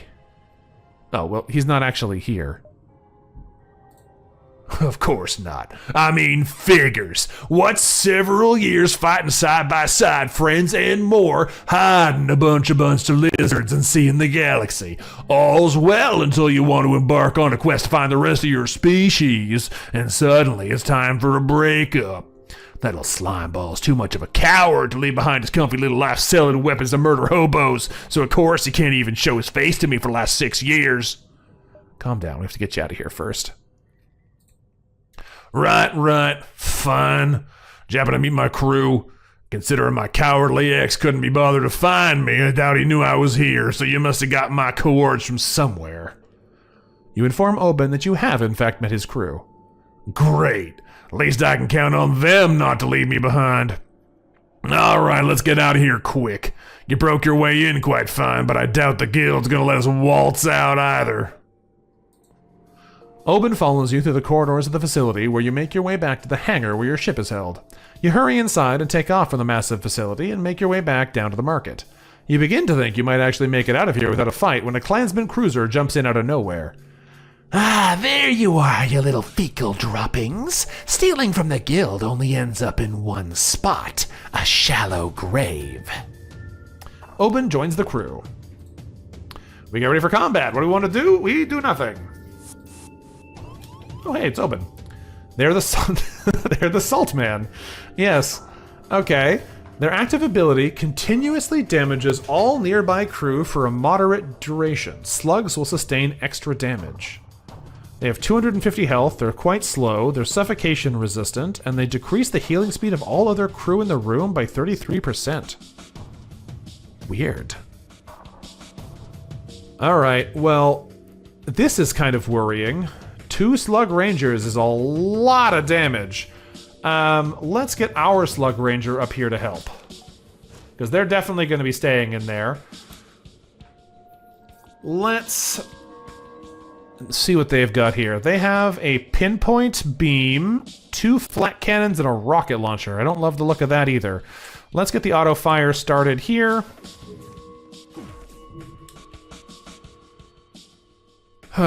You don't know how you feel about the in-atmosphere FTL beacons? Conjures the image of the ship doing some Kerbal Space Program shenanigans to orbit real close to sea level. Yeah, I feel like you're just kind of changing from your interstellar to your like impulse drive or whatever, so that you can fly around like you would if you were landing the ship. So I don't have too much of a problem with it. It lets them do interesting events, so I think it's probably fine. We are taking a lot of damage in here, though. Let's be a little careful about this.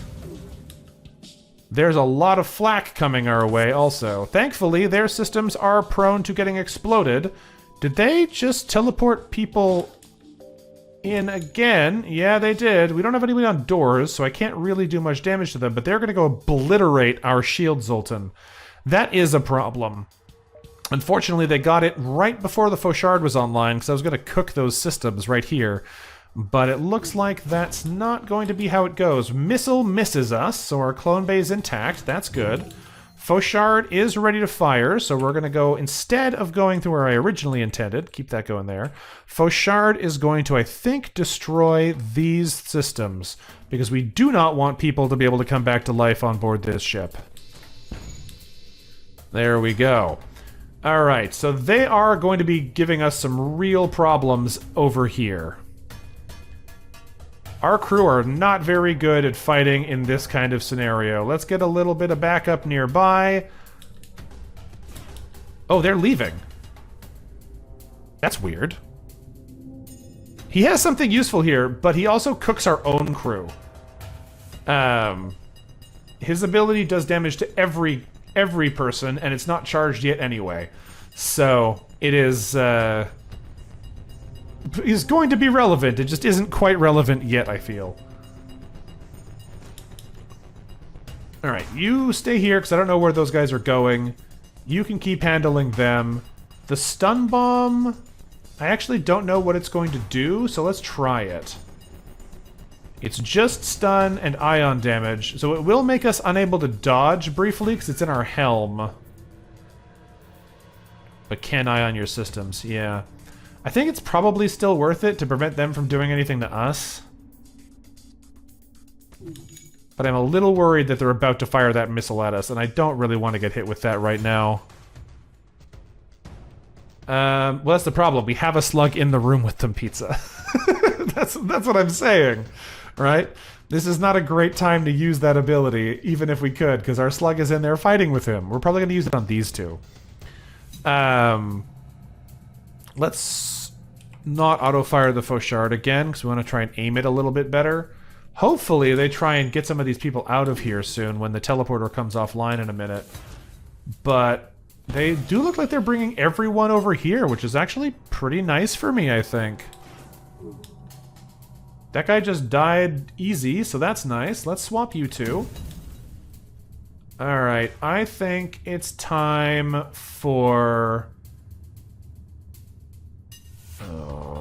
I think it's time for our Slug Ranger to leave the room. And let's just test Oben's Salt. Ooh, bad timing for a hit right near our face.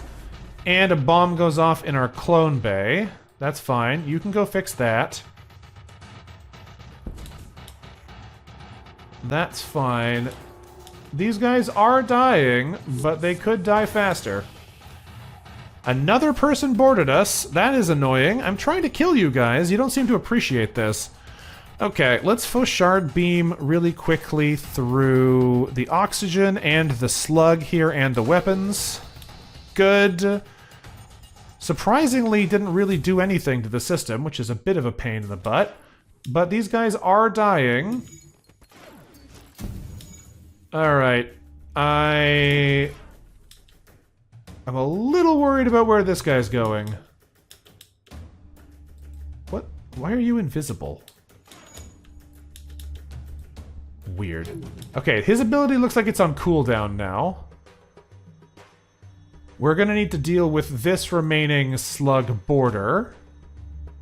But you are all kind of low on health now, so I'm just gonna let you chill here for a second. You're still slowly murdering the Rockman, so it's not on cooldown yet. So you can just chill out here for a second. This guy is about to stun bomb, or bio-bomb us, so you need to get out of the room, and you need to get out of the room. Or not? Why is he yellow? Why is he yellow? Is that not what that means? I assumed that meant he was about to explode, but it seems not. He's just cloaked. Okay. Maybe I missed the bomb going off earlier. He is currently invisible. Let's get you in here and you in here. They're still firing on us, which is not my favorite thing, but this guy is not going to get the chance to leave. Oh, maybe he is. I was a little too slow here. That's kind of annoying. Oh, he's not trying to leave. Okay, that'll be nice. We can kill him that way then. Lots of shots coming at us. We lost our oxygen and took more shield damage. This guy is actually doing a surprisingly high amount of damage to us. We're just getting hit by a lot of these shots. Last one goes down there. We're going to send you to come fix this. You're going to stop suffocating, and you're going to stop suffocating. Now that we don't have an oxygen system, those rooms having no air in them is a bit more of a problem. We should be able to regulate it enough to man the system, but we just gotta be a little careful. I would love to hit them in the weapons, but I've gotta kill this guy because that will kill the whole crew. Fauchard, please kill them. I'm tired of taking damage in this fight. We lost our door system as well. We've taken out the Klansman cruiser, but we hardly have time to celebrate. Another cruiser jumps in nearby, followed by another, and an even larger fleet of Klansmen behind even them. There's no way you can take all these ships out. Oh boy. As more ships approach, underneath the shadow of the massive dissection center, it becomes apparent this is the end. The EHG has had enough of you messing around in our sector. You renegades hold no regard for the sanctity of the kleptocracy's control over these nebulas, or our right to exploit the resources within them. Surrender the Saltman or be annihilated. No, screw you. I'm tired of listening to your dumb accents. Oi, mate, you don't have to be rude. Anyways, you made your choice. Time to suffer the consequences. Turns out I had an Australian accent the whole time. The Klansman doesn't get a chance to finish his sentence when a salvo of lasers takes out his shields, then engines, causing him to spiral into a nearby ship and crash into the market below in a fiery ball of destruction. From the sky descends Sylvan's ship, followed by the Saltman's own cruiser, firing away into the fleet. Crap, crap, crap! It's him! Run! The Klansmen scatter. You knew Sylvan had a particularly well-armed ship, but you didn't think he was strong enough to scare away an entire fleet. Evidently, his departure from the guild left quite the impression. You watch as Sylvan and the Salt Cruiser land in front of you. I hope I'm not too late, stranger. Sylvan laughs nervously, then faces Oben, but before he can speak, he's cut off. If you dare address me as stranger, I'll crack open your skull. I wouldn't dream of it, Oben. It's been a long time. How's life? Oh, you know, just wandering the scum-infested sector and being held captive in labs where they mutilate people for the fun of it. Oben pauses. 6 years. And you ask me, how's life? Sylvan laughs nervously. I think they call that taxidermy.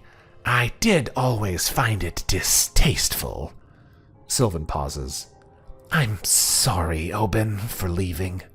I didn't think I could bear to see you again after so much time, but when I heard you might be in trouble, I came. But I was still too much of a coward, so I sent these friends of mine instead. Keep listening or save the personal stuff for later, please. Whatever. Who knows when we'll see this event again. Let's keep listening. Oben sighs. It's hard to be mad at you. You have a lot of making up to do, but in the end, you did come. And that's worth something, I guess. We can talk the rest out later. Now come here. The two lean in for a hug, though Sylvan keeps enough distance away from their bodies to prevent his flesh from being singed from Oben's salty exterior. You realize this is quite an ironic relationship. Sylvan, with the help of Oben and his crew, carry over a large crate of scrap. Oben transfers over some blueprints for his vessel as well to you, figuring the Federation might have some use for them. Sylvan heads back to his ship, but Oben stands between the three ships with a look of indecision on his face. Sylvan turns to look at him, but Oben shakes his head. I can't go with you, old friend. Well, you know how it went. I can forgive, but I can't forget. You're a merchant, and I'm a bounty hunter. In this climate, I guess they're sort of the same thing, but there's a difference somewhere. And I still haven't given up on my quest. There's more of my people out there, I'm sure of it. I still remember the day I fled my colony. Well, I have to keep looking. I can't just give up. 37 scrap, and we can either say, come with us, be a hero, or go with your old crew and continue your quest. I think we'll take them with us. Why not? Continue our quest after. A hero of the Federation. You know how to win me over. I've tried being a bounty hunter, but things obviously didn't work well, and the life of a merchant isn't for me. I'm sure we'll see each other again, Sylvan. As for you, Pepper... Pepper? Come on! Oben turns to face the rockman you spoke with earlier. I'm trusting you with my ship. Take good care of it. Oben turns to you. Now, shall we go? I see adventure on the horizon. Who knows? Maybe on the way I'll find a clue. Only way to go is to stay hopeful. With that, he salutes to Sylvan, and the two depart. We got Oben! Yay! On the brink of extinction. And it's time for us to say goodbye to Shale. They've been a good crew member for us for a long time, but if we're talking battle crew, having Saltman and the Slug here seems like it's going to be pretty decent. They're not a great combo since they melt each other if they try to use their abilities, but you know what? It'll be fine. Goodbye, Shale. You have served us well. I'll let you go with Sylvan. I'm sure you'll have a great time on Sylvan's ship. And I think just to really stick with it, I'm just going to call you Salt. It's not really in theme, but it's close enough, and you're the Salt Man, so it'll be fine. It'll be fine. The last of his kind, the Salt Man roams the galaxy, collecting bounties and pissing off clansmen. Fantastic. Okay. We took a lot of damage in that fight. Let's try and repair some of it here real quick. I assume Saltman doesn't count as a race that we can actually get upgrades for, in the same way that, like, they aren't technically a Rockman or a Crystal, so probably none of those buffs will apply to them. We haven't really invested in that side of things anyway, but I just have a feeling it's not going to work the way I would anticipate. I'm going to send Pumice over to the doors instead of the sensors. Now that we have the life form analyzer, we don't really need the sensor data, and being able to slow down borders briefly would be really nice. This door's open, and our ship just is constantly full of oxygen.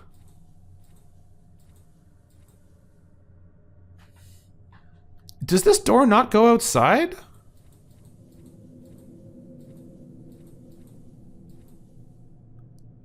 What? Are we just generating oxygen so fast that opening all our doors... Oh, we're on an oxygen planet! What am I thinking? I tried to suffocate people, but we're on the surface of a planet. There's oxygen outside. One of these days I'll remember that that's what O2 planets do. Alright. I was just talking about him earlier. Yeah, I'm in an O2 environment. I know now. Alright, let's get out of here before I embarrass myself further. Exit beacon it is. We could jump here first, but that doesn't really do anything for us, and we can't get to this one in time, I don't think. Actually, we might be able to. It might be right on the edge of this beacon. Okay, it doesn't cost us much to jump here and test it, so let's go find out. Can we get to that extra beacon before it gets taken over? We've been here, we can do something on our ship. Let's run our salvage mission, because we haven't done that yet. We survey the nearby area, and we find a little bit of resources. Missile, drone part, 16 scrap. This one is now open, so it is suffocating, so let's go ahead and close those doors. We almost have enough money to buy... Actually, we do have enough money to buy the final power bar. I'm going to buy it, even though it's not super useful here, because now we can run the Suyari if we so choose. And this looks like it will actually be safe. Let's jump there. Shells are normally very appreciative of science, but the ship here appears to have abandoned all reason and is attacking straight on.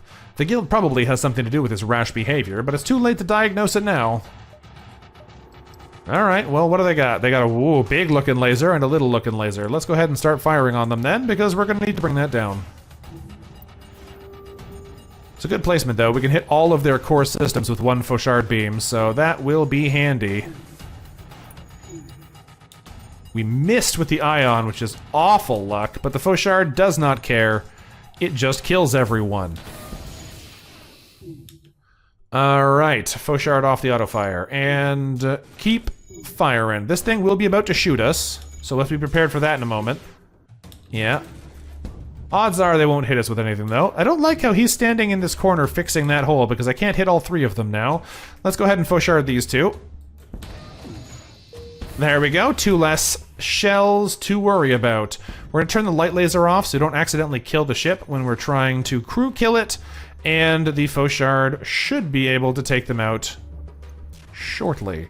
Now, these guys are vulnerable to suffocation, which makes sense why they would probably want to fix that quickly, but they're dead now anyway. We've gained 2 missiles, drone part, and 41 scrap. Nice reward. And we probably are going to spend that immediately on a power bar, because I can't actually use this gun until I get 2 more of those. So let's go ahead and grab one. And hit the exit beacon. It should be nothing, because it's a nebula sector. It is, in fact, nothing. Let's go ahead and explore here. You arrive near a damaged and dilapidated space station. It appears to be abandoned, but you detect faint life signatures on board. That's interesting. So our slug senses life forms, none of them look promising, or we could run scans. I don't know which one of these, if these are actually different results. Because this probably just means there's ghosts on it, and I don't know what this one would tell us. Let's try the slug clue option. What do you think? Following your slug's advice, you decide to avoid the station. While waiting for the FTL drive to charge, you scoot around the edge and collect some scrap. Okay, $41, we'll take it. That lets us power this up, which means we now have access to all of our weapons if we so choose. We are a very lopsided ship. We have pretty big shields, very big weapons, and almost nothing else. One of these days, I'm going to have to invest in some other upgrades. But not right now. Alright. Alright. What's our next sector looking like? The Gathering Garden Worlds is definitely where we're going. It's the one that has the ship unlock option. The Kleptocracy territory is another fun slug nebula bonanza, but I think we're probably going to be going here, because that is a much easier choice to make. Is there anything we need to do before we get there? I doubt it. We don't really have much money left to spend, so I have a feeling at this point that is kind of moot. So I don't know if we're actually going to have time to go much further here. It's already almost midnight where I am, but let's at least jump into the sector, and we can leave it off there. Gathering Garden Worlds, here we come. We've unlocked the Spectral Cruiser Slot A for making it to Sector 5, so that's a nice reward. Alright, let's use our jump speed augment again, deploy the boys, and we'll go 2 fleet delay. That's still pretty great. I could even go 3 fleet delay this time. Since it's a place that has a ship unlock, it might be worth spending a little overkill to make it more likely we could find the ship, because it's not guaranteed. Yeah, you know what? I think that's a good argument. Let's spend 8 drone parts for 3 delay. We deploy the boys. Let's proceed to the Orchid Garden Worlds. The Gathering Garden Worlds. The location of interest, Ritlak-et. The Garden Worlds are the center of Orchid space and are home to Ritlak-et, the Grand Orchid Gardens, and where the Orchid's ship and weapons are grown. I think we've been here before, but I don't remember what we did. You've discovered the Orchid Garden Worlds, the home worlds of the shy but usually friendly race of plants. Though they're highly protective of this sector and the massive plants from which they grow their signature kernel weapons from, they're not likely to be unfriendly to a Federation ship such as ourselves. An Orchid Praetor hails us. Federation ship, we would like to welcome you to our sector. We regret to tell you that our space is not as safe as we would like it to be, but if you need our help, we will assist you as much as we are able, of course. Good thing these plants are so friendly. We can request support or take the time to do something on the ship. Let's request support, see what they give us. The Orchid looks at you quizzically. That can be arranged, within our means, that is. What did you have in mind, exactly? Since we don't have an Orchid crew, we can't request kernel weapons, but we can probably just request some free supplies. We have enough of a surplus. One moment. The Praetors send a cache of missiles and scrap to your ship. Thank you. Alright, we don't really know where we're going, but at least we have 3 more jumps to do it. So that should help us hopefully find our next interesting ship unlock. However, that is going to have to wait until next time. At this point, we have... What was that noise? That was weird. Is that just in the song? I'm waiting to see if it's going to happen again. What was that? That was weird. Okay, anyway. This is going to be where we leave it off for now. We'll be back probably tomorrow to play the rest of the run out from here. We still have a number of important sectors to cover. We're still only halfway across the galaxy, and we've still spent so much time because it's all been nebula beacons. But either way, thanks for dropping by, folks, and I'll catch you next time. Until then, bye-bye.